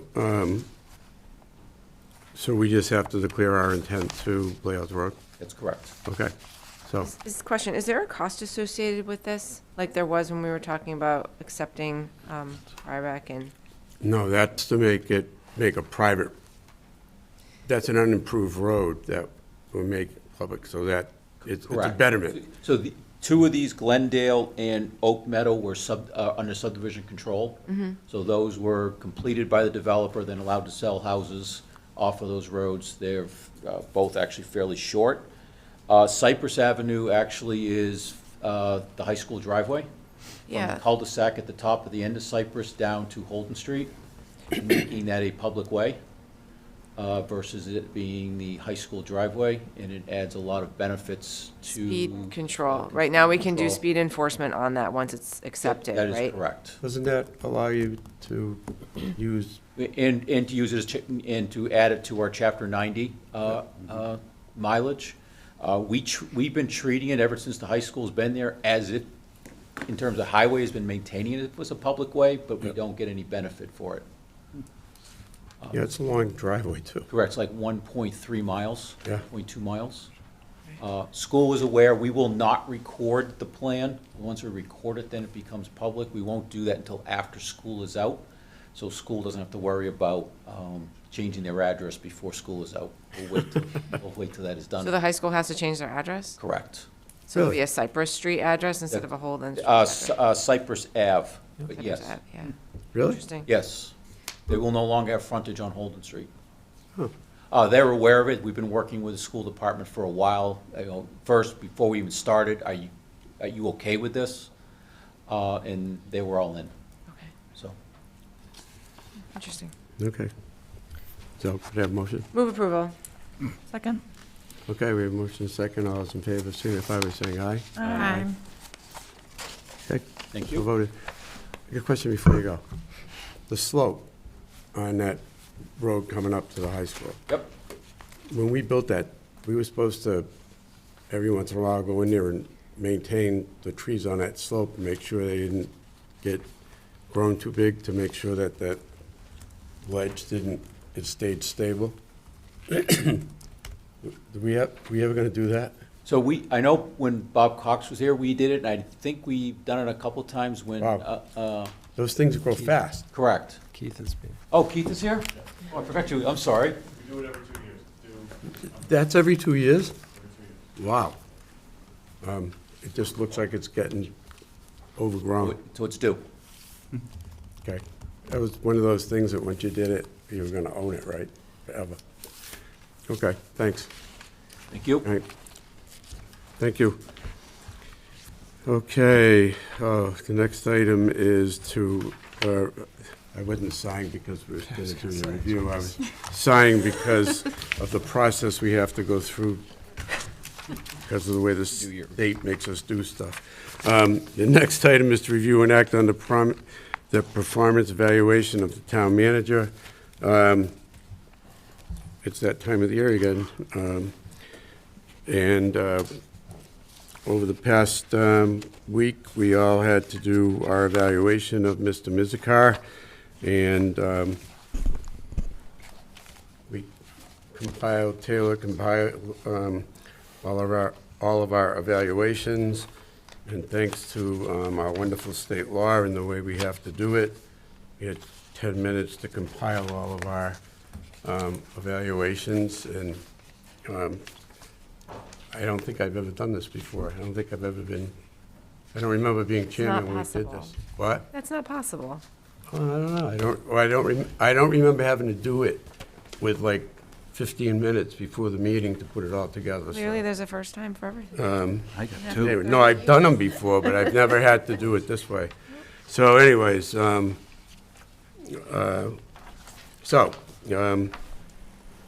I'm going to give this a shot. So, let's see, what's the best way to start this? So we had 8 categories to evaluate Mr. Mizikar on. We had points and then comments in each section, and then we had our overall evaluations. And Taylor put them all together and took the averages of each section, right? So I guess I'll start with the first one. These were based on the goals from last year that were set, that Mr. Mizikar had put together, and we had reviewed, but somehow never formally accepted, but he still worked against those. So the first one was to develop a decision-making model that is grounded in regular community engagement, which was continued from the prior year. Our overall rating was graded exceeded expectations. Just some of the highlights. We successfully, or he successfully, led the facilitation of the strategic plan. We had thorough community engagement. The National Community Survey was very helpful. The staff volunteers did a great job in community outreach. We had a leave no stone unturned approach in an effort to hear from as many people as possible, to create a strategic plan that was reflective of community values. There was a good amount of resident feedback. You made consistent strides to meet people where they were by offering a variety of times, dates, and locations. The National Community Survey, which benchmarked Shrewsbury against communities throughout the country, was helpful to show our strengths and our weaknesses. You led the departments in integrating the broad goals of the strategic plan into department planning and budgeting.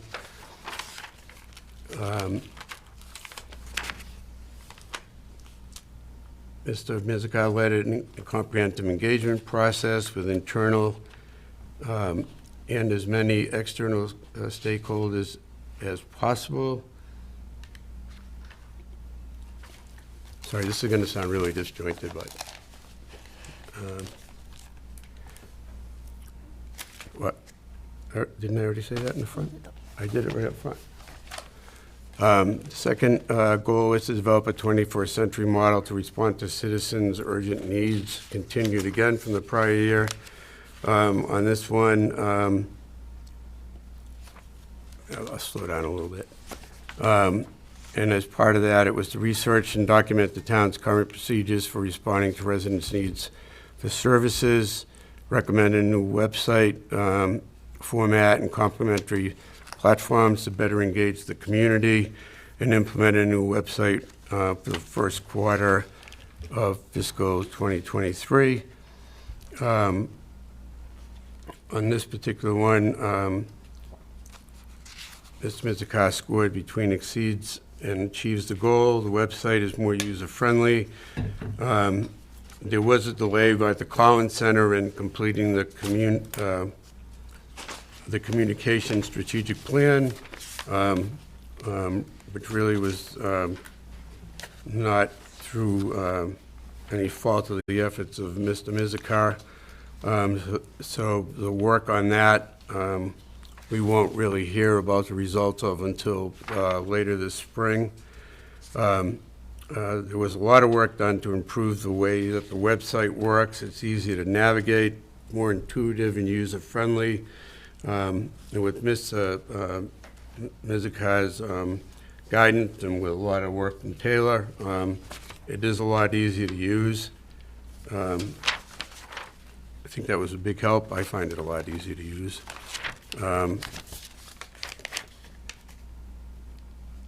The regular updates have made it easier to find information on the website.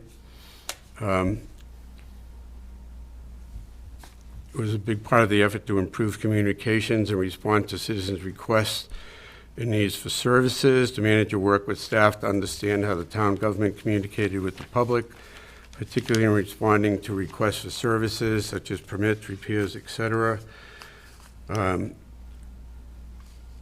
Again, worked with the Collins Center to develop a strategic communications plan, and continues to seek ways to improve communication and be more transparent with the town residents. And again, the website is a significant improvement from its prior version, and it's easier to navigate and find information about the town departments. So again, that average score was between exceeds and achieves the goal.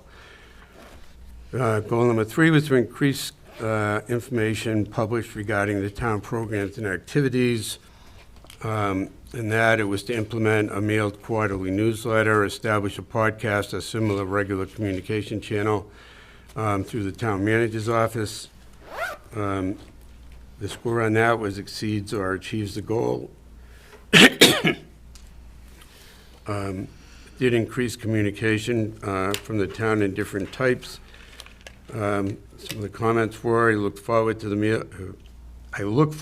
mailed community quarterly newsletter as a way to reach every household, especially those who may not be signed up for electronic communications. I use Facebook.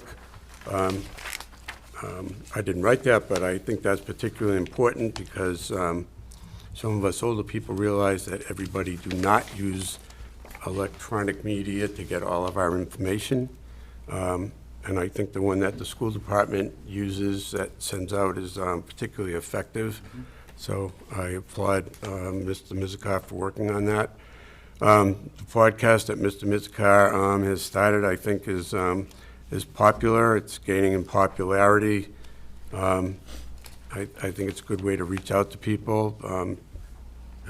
Ask the Manager is a popular show, and I think that this is going to pick up in popularity over time, so I'll give you credit for that. It's a very casual, the podcast is casual. I think it's just an easy exchange of information, and people will see that there are real people who have many similar interests and backgrounds, similar to themselves, making decisions and working on behalf of the town residents. It helps get a basic understanding of how our form of local government operates. It helps create the awareness of this. It helps create awareness of this great way to learn more about municipal operations. Frequency of communications have consistently improved and been made easier to access for members of the community. The manager's office has made significant progress in advancing our ability to notify residents of town news and initiatives. Accomplishments have included improved and more frequent social media posts, email distribution lists to boards, committees, and town meeting members, and the creation of the communications coordinator role in the evolution of the monthly select board newsletter. Mr. Mizikar is continually seeks to enhance and improve communication with all Shrewsbury stakeholders. So again, exceeds goals and achieves. Item goal 4 was intentional inclusion and outreach to build trust in town government and services. Under that heading is to support the board's diversity, equity, inclusion efforts to review and modernize town government policies to ensure they promote a diverse and equitable, inclusive working environment, to develop a curriculum for a Citizens Academy, and a call for applications for the first class. That one was exceeds and achieves the goal. Diligent progress on the DEIB initiatives have been made. The Citizens Academy is in progress and should, for a Citizens Academy, should take place this fall or winter. The Youth Police Academy is scheduled to happen this summer. The DEI efforts have actually made their way down into the police and the fire departments, where they've integrated the DEIB efforts into their department policies, and there's been work done at the other department levels to integrate those into their departments. So the work has been, I think it's been successful so far. His support of DEI initiatives and his work through the HR department to modernize policies, promote a diverse, equitable, and inclusive working environment. It's critical and directly relates to strategic plan. He's reviewed hiring policies and practices and updated them to be more equitable and use gender-neutral terminology. And to use gender-neutral terminology, I'm reading this wrong, and which has been adopted for job postings. Some of these are duplicative. Mr. Mizikar fully supported the board's DEIB initiatives, which led to the DEIB commitment statement and the establishment of the DEIB committee. Citizens Academy was Mr. Mizikar's brainchild. I'm excited to see it come to life.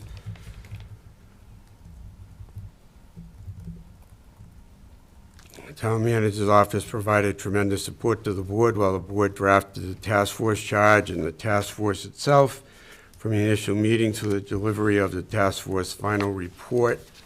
And I will add that it was very helpful in the board getting through the process of creating the charge for the DEIB committee, which seems to be off to a good start.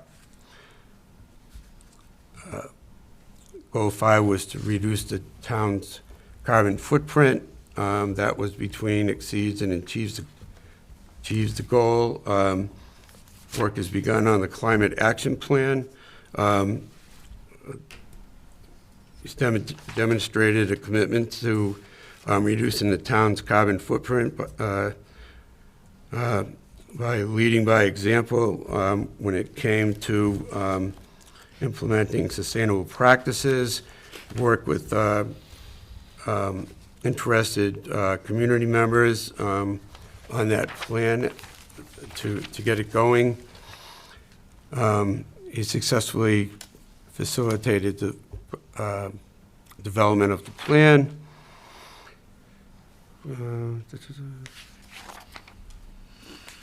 He also worked it into the strategic plan.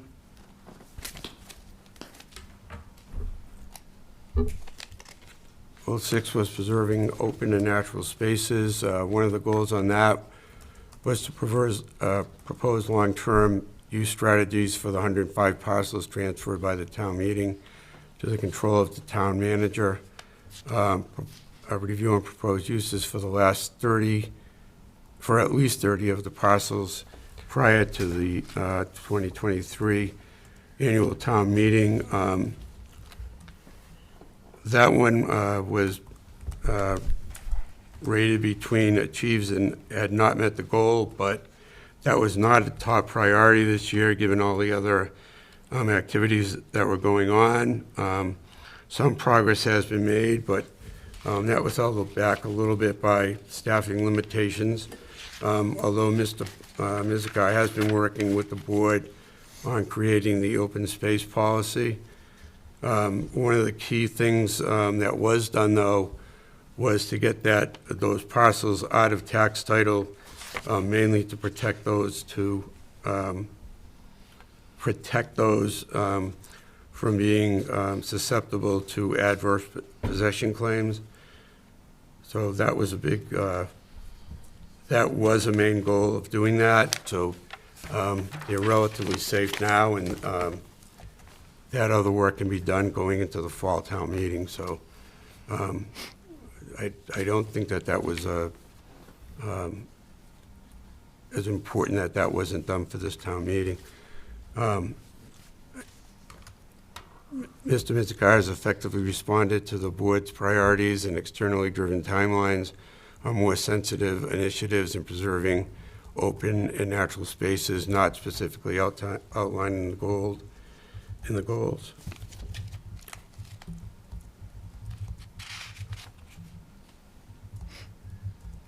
Responsible fiscal stewardship, update the 3 to 5 years financial plan, integrate performance appraisal process into the annual budget process.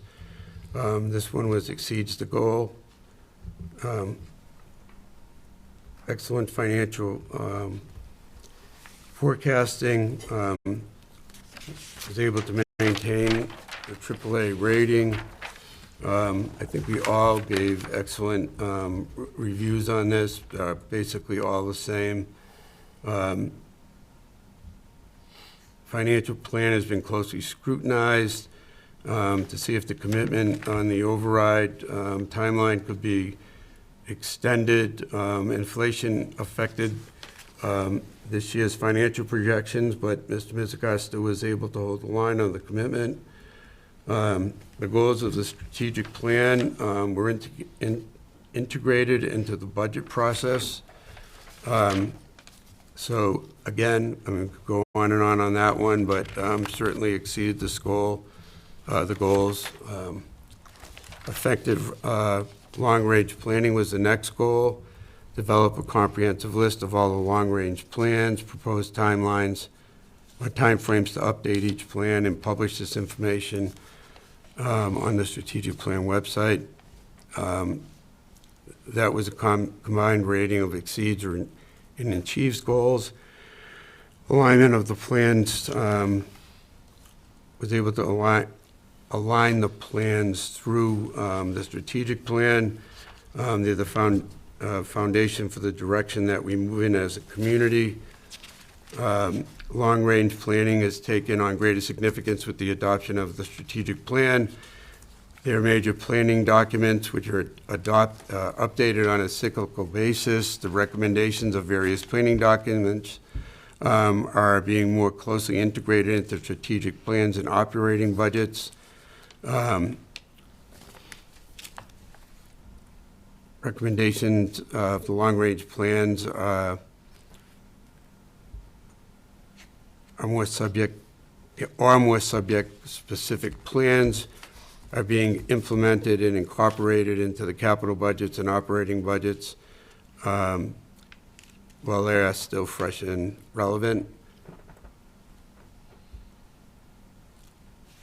And one quote, one of the comments was, by failing to prepare, you are preparing to fail. And I think that really talks about Mr. Mizikar's philosophy of always looking forward.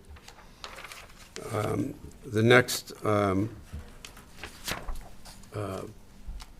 guess it's the final section, is talks about essential functions, skills, and abilities, quality and quantity of work, customer service,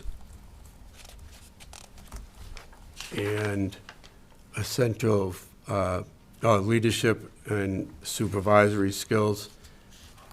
And I think everybody said that Mr. Mizikar exceeds the goals in that. Everybody thought that he was excellent in that. I think that goes without saying.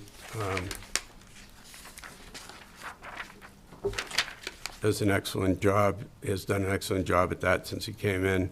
He believes in empowering his staff to lead in areas of expertise and provides development opportunities to support support necessary for their success.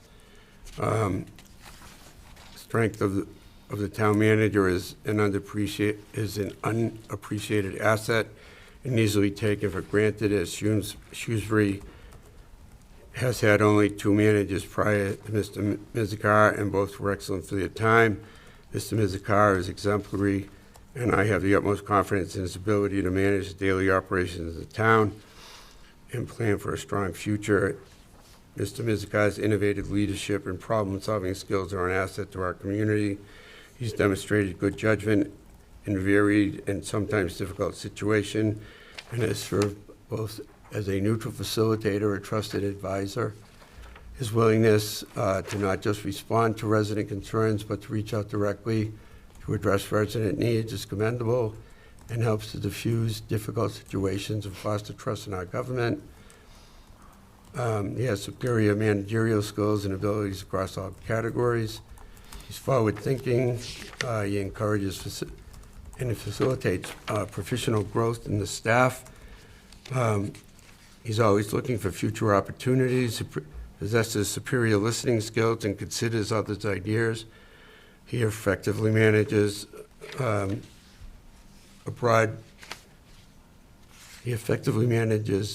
broad range of responsibilities. I'm consistently impressed with the volume, accuracy, and professionalism of his output. Always willing to speak directly with residents, prioritizes resident services. He's a strong leader in his own right, but he also actively develops leadership in others. So your overall evaluation, Mr. Mizikar, it exceeds. But I'm going to say one thing that I wrote about this evaluation, and I found this a very difficult evaluation document to use, and I just think the way it was written in the items that you chose to, that were your goals for this year, were very difficult to evaluate against because they were long-term goals. Some of them started the previous year. Some of them won't be finished until next year. So personally, I found that they were difficult to evaluate, to give really a fair evaluation. And that, to give an, let me read it because I'm going to say it wrong. Found that the evaluation document was difficult to use and give a fair evaluation, one that accurately reflected the caliber and the scope of the work and the accomplishments of Mr. Mizikar this past year. I did not feel that a literal scoring of the categories, given the way this form is structured, gives a fair assessment. This past year has been the busiest, most intense year in my years on the select board.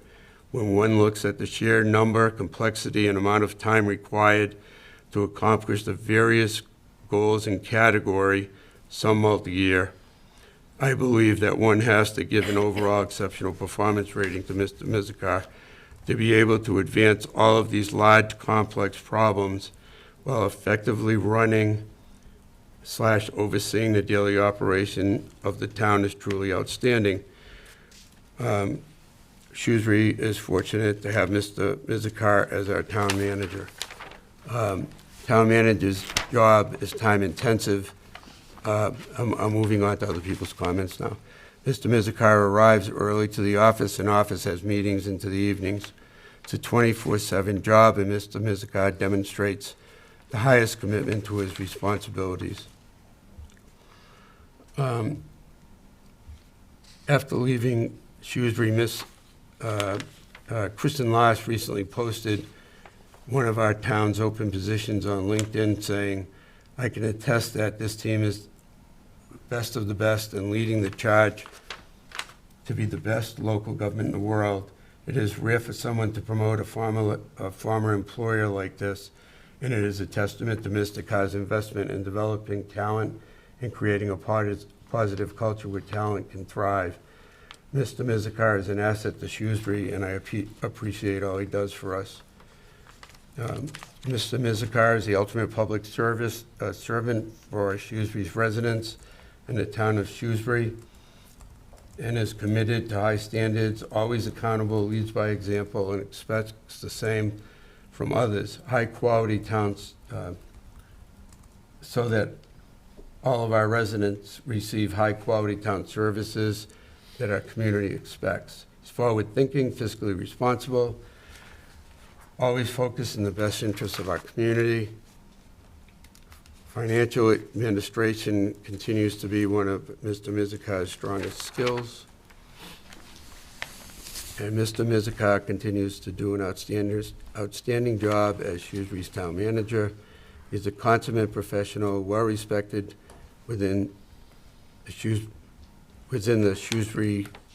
town manager's professional network, the Commonwealth, in his leadership capacity of the West Suburban Health Group, his team, and the board continues to set the tone for driving high standards within our town government and ensuring a better community in which all the residents can thrive.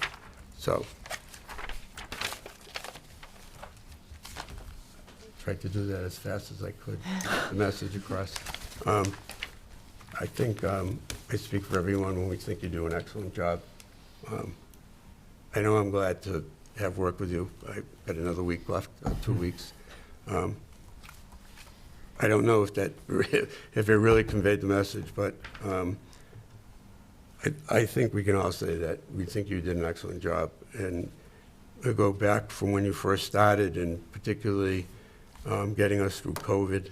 And in the past year, when I looked at every major project that you took on here, and even to get us through and move all those projects forward and keep the town running, I think was just exceptional. And I don't know many people that could have done that. So I'll speak for myself. I think you did an exceptional job, and I'm happy you're here, and I hope that you're going to stay. I know you're going to stay long after I'm gone, and I'm really glad that you are. So I don't know if anybody else has anything they'd like to add, or I'll leave it up to you. Part of municipal government is just, I think, frustrating, but hopefully now that we all have it, Mr. Mizikar, maybe you can reflect on it, and in some of our one-on-one sessions, we can further discuss any questions that you have. But I agree, and I think that I see you continuously challenge yourself and all of us. And I think that, one of my comments was, I think when you reflect on how things could be, how bad they could be, it just amplifies the appreciation for what we have. And we know that you're committed to continuous improvement, and we know that resident engagement and really building trust, rebuilding trust within the community is a top priority. And, I appreciate all you do. I'm sorry for the choppy fire drill that this process requires, but. Mr. Chairman. Ms. Sally? I think one of the things, it goes back to the quote that you read about planning, and I think about Olathe, Kansas, and one of the early conversations that I had with you on this board was about strategic planning. And I think about 2019 when Mrs. Cassavant and I joined you on a call, speaking with an member of the administrative team in Olathe, Kansas, and just talking about the success of their strategic plan. And you talked a lot about that being the gold standard. And here we are, so we started that planning. COVID happened. We had already been developing a financial forecasting model that was able to be pivoted towards the once-in-a-100-year event, and being able to utilize that planning document to get us through that period and provide stability, really, that we haven't had in years. Every year we go into the budget cycle now, or not every year, the last couple of years, in the next few years, we expect to go into the budget, again, stability, because we have that planning mechanism. We have that agreement with the community and the other boards, and we're able to move forward. I think about the strategic plan, and we've exceeded that, really through your leadership with our own gold standard document. So on the one hand, I think about the yeoman's work that you did together with Rev Tellis and the team to develop the strategic plan. The one thing, though, is really the strategic planning process has just begun. And I know that we're in good hands with you, because to me, the measurement of the strategic plan will be how we effectuate it. And that is where in 2030, when we look at our strategic plan, and Rev Tellis is sending other communities to us, and you're having your conversations with relatively junior members of boards, you can talk about how the plan was successful and what you did in order to effectuate it. But I think that is what we see throughout all of these comments and the things that you've done, whether it's the budget planning process, whether it's ARPA, whether it's meeting with residents, pulling all of that together, ClearGov, seeing all of this and interweaving that with a strategic plan, I think really, so many folks have a difficult time looking at public municipal government, and what you've done is really turn it on its head and really like the private sector, right? You operate that, you empower your staff, and I look forward to putting the plan into action, and that will be the true measurement of how the plan is and whether it truly is a gold standard. But there's no doubt in my mind that with you at the helm and empowering your staff, that this plan is only going to get better and it's going to yield outstanding results for years to come. So thanks for your efforts.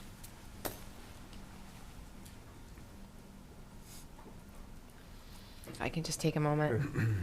So if you were not the town manager of a municipal government, you would not have your evaluation completed in public like this and read aloud for everyone to really listen to. Fortunately, we had wonderful things to say about you. And it isn't just 5 of us. We don't talk about this, right? We all complete this separately.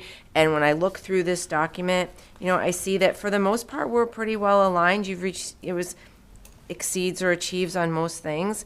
But then on the areas like the essential functions and the skills, those were like 100% exceeds. Like we all see you in a different capacity. When we meet with you on our one-on-one meetings, we all have different interests and things that are important to us. And you take all of those different interests and diverse interests, and you manage to listen to us, act upon those, and make what we think is a priority your priority in your work.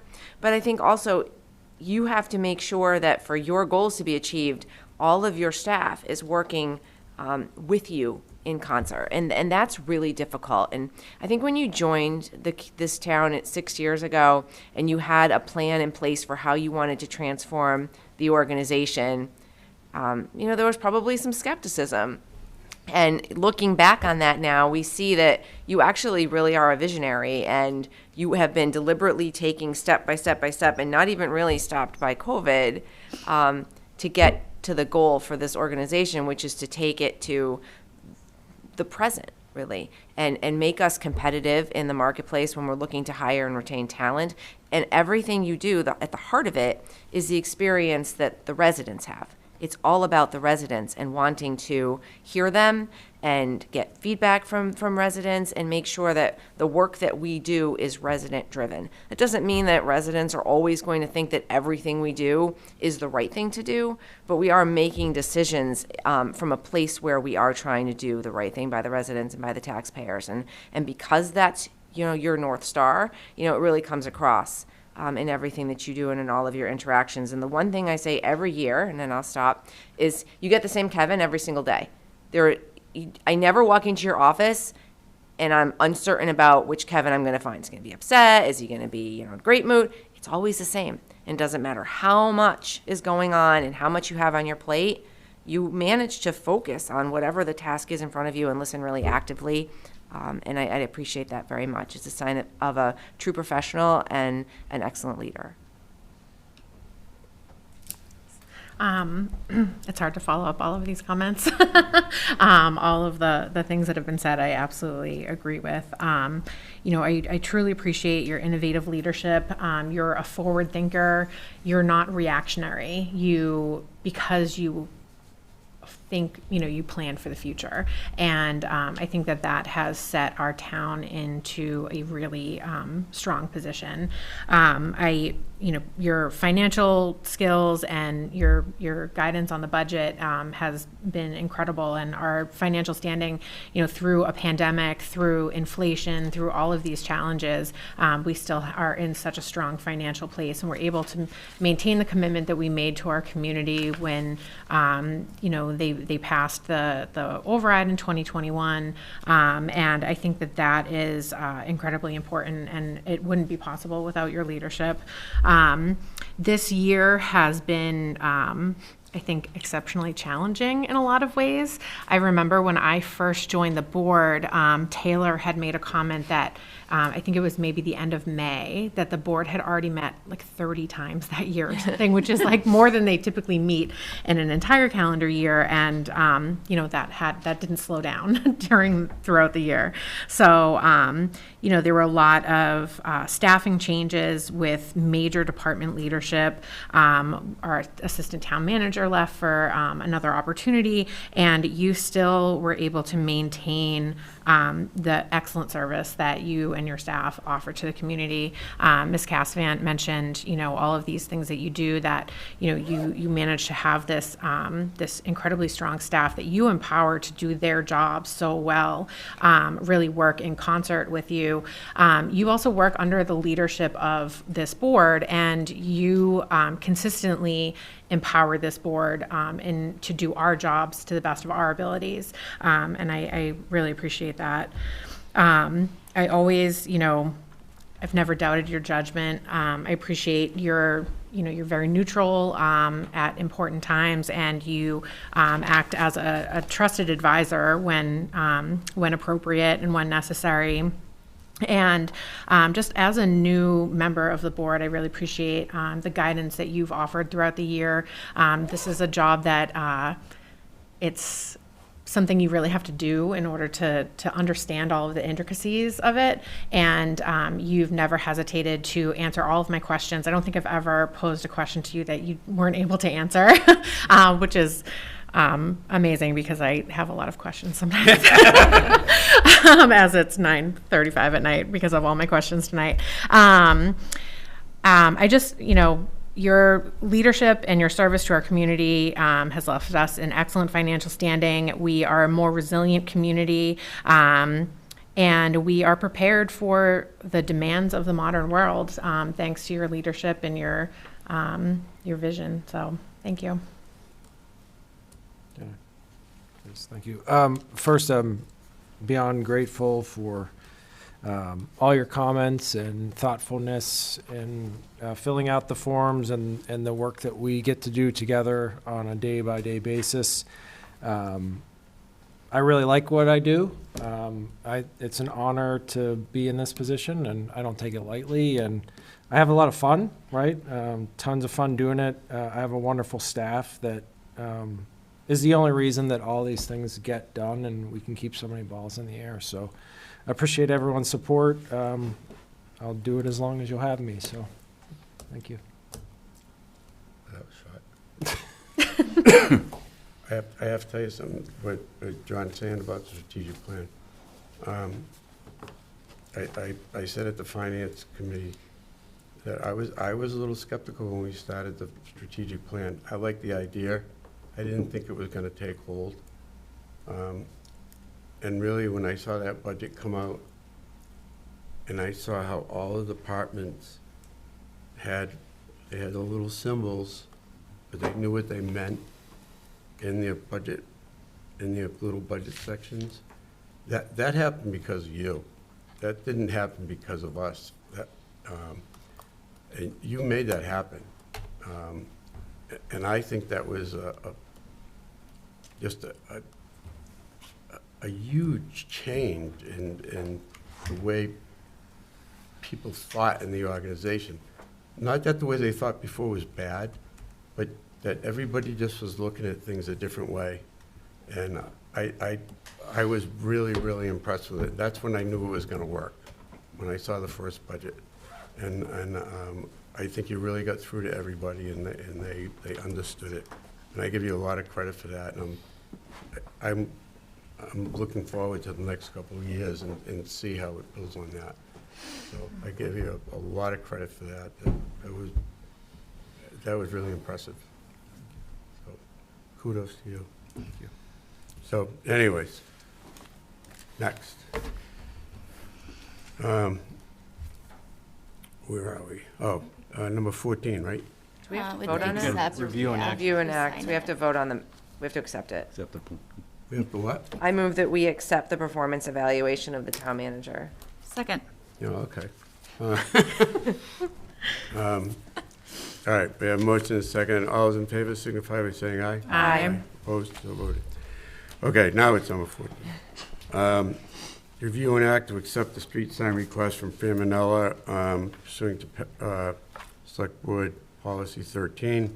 The Traffic Safety Committee recommends that we do put a couple of signs down at the end of Edgewater Ave, near the at the intersection of Lakewood Drive and Edgewater at Jordan Pond, so. Move approval. Second? Okay, we have motion and second. All those in favor signify by saying aye. Aye. Opposed, so voted. Item 15 is to review and act on a proclamation request from Valerie Clemmy, Communications Coordinator for Shrewsbury Electric and Cable Operations for Arbor Day and Telco Arbor Day event. Move approval. Second. Okay, we have motion and second. Any further discussion? There being none. All those in favor signify by saying aye. Aye. Opposed, so voted. Item 16 is review and act on the proclamation request from Pamela Hook Sager, JD, Executive Director at Parent Professional Advocacy League, Inc., for Children's Mental Health Week. Move approval. Second. Okay, we have motion and second. All those in favor signify by saying aye. Aye. Opposed, so voted. Item 17 is review and act on a streetlight recommendation for Kenda Circle from Selco. The annual cost is $54.42. Motion to approve. Second. Okay, we have a motion and a second. All those in favor signify by saying aye. Aye. Opposed, so voted. Item 18 is to review and act on the e-billing approval form pursuant to Mass General Law, Chapter 63A. The board's required to approve the e-billing form, and the resident then, the only way that we have to approve it, and then the resident has to accept it. They have to affirmatively accept that they'll do that. Correct, Mr. Miska? So, if they want to do that, so, that's all we have to do is approve it. Yeah, so this is just modernizing what a lot of other businesses do, but to provide solely electronic bills for our. So I just have a question. If they do that, is there a fee associated with that? It actually would save us a printing cost, and it would save us on postage. So do we pay like 50 cents a bill or something? There is an ACH fee, and that's something that we're reviewing the figures, and it would make most fiscal sense for the town to help cover those costs to encourage the electronic billing. It probably would. Yes. 'Cause it probably costs at least $1 a envelope. Yeah, printing is, printing's like 23 cents, postage is 40-something, 49 cents, and then the return envelope, yeah. So, Okay. May I ask a question regarding this? Is there a way to, ensure that residents have received their bills when they're sent electronically? With physically mailing bills, there's sort of an expected confidence in the U.S. mail system. And where, sometimes somebody's email box is full and then they don't receive something electronically. Is there a way to ensure that residents actually receive the bills when they're sent out? I know with other services, there are ways to see if somebody opened an email, and we do that with some of the renewals with the permitting system. With this system, City Hall system, they may have something like that. I don't know off the top of my head, but I can see if they have, was this clicked, was it opened? And maybe that's a report they can provide to us. Okay. But I don't know offhand. All I'll right. look into that. Yeah, just like curious, it's But you're the law is like, when you mail it, the only responsibility of the town is that it gets put in the mailbox, yeah, on a letter. yeah. Yeah, I was just curious, it's like there's, It would be nice to know that they did, but yeah. All right, thank you. did we vote? We didn't vote on that. Motion to approve. Second. Okay, we have a motion and a second.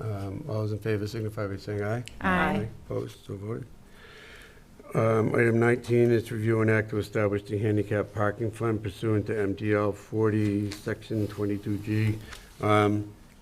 This was voted at town meeting. This is just allowing it to happen. Motion to approve. Can I just clarify sorry. before? So, the plan for this is to continue to receive 100 of the $300 fine into local receipts and $200 into the special handicap parking fund that would be used under the direction of the Commission on Disability. So I just wanted to affirm that it was the 100-200 split for the $300 bill. Move that we approve the handicap parking fund pursuant to MGL Chapter 40, Section 22G. Second. Okay, we have a motion and a second. All those in favor signify by saying aye. Aye. Opposed, so voted. Item 20 is to review and act on the outdoor dining license for Uptown Deli, 1000 Boston Turnpike. I'm a little confused on this. Yeah, so the owner applied for this license last year, but had a lot of difficulty with the site plan. So when the site plan was finally approved, It was winter. it was already like August and the season was over. So this would be the normal process anyway with the outdoor dining license. We would approve the application from the previous. So that's why it's, well, that was why everything Yeah, was so 2020. yeah, Okay. it just didn't get completed until the fall. Okay. All right, motion to approve. Second. Okay, we have motion and second. All those in favor signify by saying aye. Aye. Opposed, so voted. Item 21 is to review and act to reallocate the unexpended Phase 1 American Rescue Plan funds. Mr. Mizuka, do you want to review that at all? Yeah, just in summary, so Phase 1 of the American Rescue Plan Act allocation by the board was done in the fall of 2021, and it was, many of the initiatives, with only a few exceptions, were really to offset the tax rate. And some of the, one of the larger initiatives, which was to support the construction of the Clinton Street water main, we had used an estimate for that project and came in much below what we had originally estimated, and we have about $800,000 left on that project. And we were considering HVAC upgrades to the town hall, and we haven't undertaken those as we're considering perhaps a larger, more comprehensive renovation project at some point in the future, and we don't want to waste funds. So there's about $329,000 for that. A couple other projects that has funds that are no longer needed, including some professional services in the treasurer's line item, COVID testing for employees, $22,520. So we see this as an opportunity to take these funds, which I've highlighted and I'm happy to talk more about, which total $771,081, and reallocate them to projects that were going to be funded using free cash through the FY24 capital improvement plan. So we've provided a list of those projects, and financially what this does is it allows us to retain more free cash and not expend it, which keeps our reserve levels higher and puts us in a more solid position as we move into fiscal year 24. So basically what it's doing is offsetting costs that would have been a part of the capital improvement plan using an alternative source of funds. So that would include an electric vehicle, the investments into the fleet maintenance division shop, the replacement of truck 4 for the highway department, the grounds mowers, AEDs for police cruisers, 3 additional police cruisers, and then the annual funding for body cams. So these are very traditional and really basic operating needs of the community. And again, we just saw this as an opportunity to preserve free cash and spend ARPA funds as efficiently and as effectively as we could. These are already in the, Yes. They were going to be considered as part of the FY24 capital plan. So it's just funding them in an alternative way. So they've already been through the public hearing process with the finance committee and all those things. they're just not gonna, we're not gonna pay for them. Through free cash. Yeah. Yep. And then a lot of these items were identified because they have significant lead times. Right. And being able to jump on these now would only further help the departments in procuring them. Just a quick question. So the only item on this list that's you said annual cost for body cameras. Correct. Do we buy a certain number every year? So the body cameras, there's a couple components to that. So there's like a software license that we need for the upload, download of the materials and those types of things. So there is an annual $31,000 cost associated with the program. Okay, so where will that $31,500 live going forward after this year? It's our goal to get it into the police operating budget, but even in our initial proposal, it was part of the capital plan, so it was being funded with one-time dollars, so Okay. not ideal, but critical. So, yeah, it is our goal to get it into the operating budget. Thank you. Yep. Anyone else? No? Okay, move approval. Second. Okay, we have motion and second. Any further discussion? Okay, there being none, all those in favor signify by saying aye. Aye. Opposed, so voted. Okay, old business, review and act on a charge establishing the Public Trails Committee. Mr. Samia, do you want to take us through that real quick? Sure. So, board members, we saw at the last meeting a proposed draft charge for the Trails Committee. It was the Southborough model with a couple modifications. Taking another look at it, one of the challenges that I saw with it, if we're truly going to empower a Trails Committee to make trails, the way the language was written under the old charge was they couldn't do anything on any other land that's under the control of another board. So I would view that as they can't do anything with parks land, they can't do anything with school land, they can't do anything with conservation land. So then it's just municipal property, open space, I guess, under the control of the town and solely the town. So the thought was that if we're looking to have interconnectivity and to be able to also have trails into regional trail networks, turn the initial charge on its head a little bit, that would empower the Trails Committee that have to go get approval by whichever board or committee in which the land was under its care, custody, and control. And that was the idea, to give a Trails Committee the ability to make trails.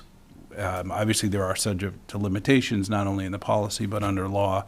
But given the land that I'm aware of, that we're all aware of, just thought it was too restrictive to allow them to do what they wanted to do. So that was the thought. And just did some wordsmithing, but the idea was to take as much of that charge, bake it into this revised Trails Committee charge that was in the drive, and try it on for size. So that's what it was, just to try to make it a little more workable. I mean, I found it to be readable, less cumbersome with words, easier to understand. So I think you did a great job with this. Thank you. Thank you. No, and a lawyer wrote it too, that's what's amazing. Can I just thank John for all his work on behalf of the Trails Committee? I appreciate it very much. Sure, thank you. Good? Looks good to me. Give it a try. Okay. Anyone else? No? Okay. Motion to approve the Second. charge. Okay, we have a motion and a second. All those in favor signify by saying aye. Aye. Opposed, so voted. Okay. Okay, next.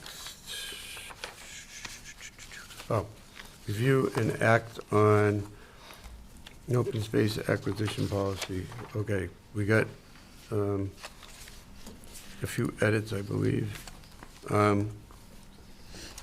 So here's what I see.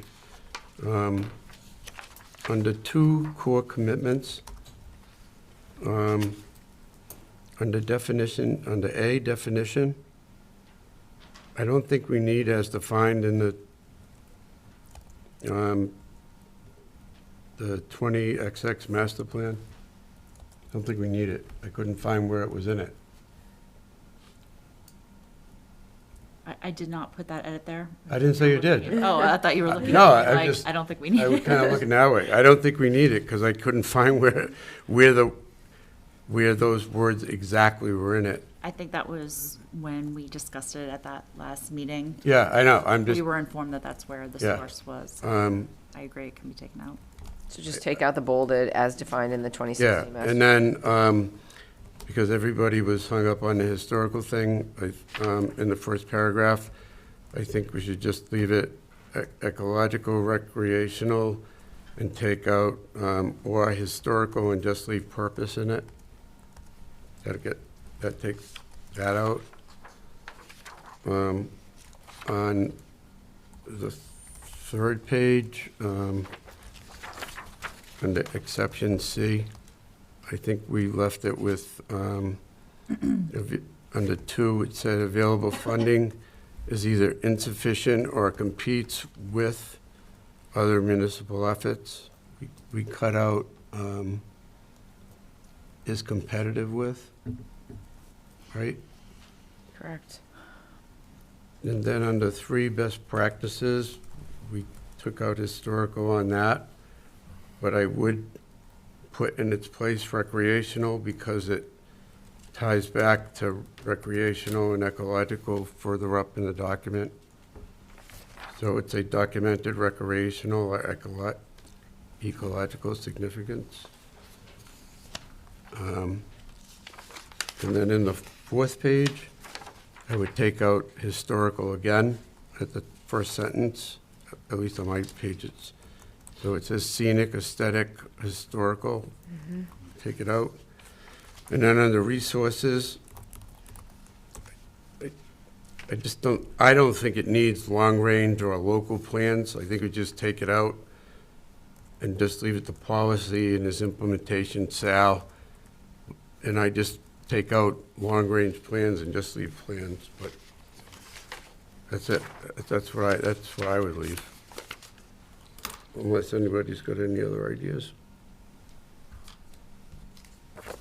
Nothing that I feel strongly enough to like dig my heels in on. Like, I think removing the word historical was something that I thought we needed to do, so that works. I don't feel that strong about it, but I don't care. Okay, yes, no? All right, so I move that we accept the open space acquisition policy As edited? as edited. Yeah, Second. okay. All right. Then all those in favor signify by saying aye. Aye. Opposed? So voted. Thank you. Okay. Under correspondence, item 24 is a letter received March 22nd from Gregory Gassigianis. How do you say it? Gassigianis. What? Gassigianis. Yeah, okay. Exactly. I always say it wrong. It's Shrewsbury Contributory Retirement System regarding the 5% COLA. It's actually a letter from Thomas Kennedy regarding adjusting the COLA for retirees from 3% to 2%. They're going to be voting on that. And April 19th. what? April 19th. Yeah, April 19th. And if they do, then we have to vote it? That's correct. That's really just a heads up, right? Yes. Correct. Okay. So noted. Item 25 is a letter, received March 25th from Joseph Austin, 100 Harrington Farms Way. We were actually copied on this. It's a letter to the planning board on the proposed site plan documents for Shrewsbury Crossing 2 LLC about the proposed office building to be built at Old Grafton Street and Route 9 on the, it's the plaza where the at-home building is. He thought it should be, make sure it was built far enough back from Route 9 in case they need to do something with the, if they widen the bridge there, if they rebuild it. So noted. Item 26 is an email dated March 26, 2023 from Kevin Byrne regarding his interest in being reappointed continuing as an associate member of the ZBA, so noted. Item 27 is an email dated March 27th from Sophia Fleonis, legislative aide, Office of Representative Hannah Kane, regarding the supplemental budget update. The House and Senate unanimously voted to approve a budget update with multiple initiatives. On the 23rd, I don't know, did the governor sign that yet? It went to the governor, I don't know if it got signed, do you know? Supplemental. Did it get signed? Yes. It was, oh, okay. There's a lot of good stuff in there. Okay, so noted. Item 28 is email dated March 28th from Jason Molina, Community Preservation Committee Chairperson, CPC 3623, comments relative open space acquisition policy, so noted. Item 29 is a letter received March 31st from John Sigelnik, 25 Lexington Road, regarding retirement board vacancy. Did you advertise that yet? Okay. Item 30 is an email dated April 3rd from Chris Gustafson, Historic District Commission member, expressing her interest in reappointment on the Historic District Commission. Item 31 is an email dated April 6th from Nick Rupetka, Highway Division Manager, regarding a street sweeping report. They started street sweeping on March 27th, so noted. And item 32 is an email dated April 6th from Keith Elms, Animal Control Officer, regarding the Animal Control quarterly warrant return. So noted. Is there anything else to come before the board in open session? There being none, I would entertain a motion to adjourn. Motion to adjourn. Second. All those in favor signify by saying aye. Aye. Opposed, so voted. This meeting is adjourned. Good evening.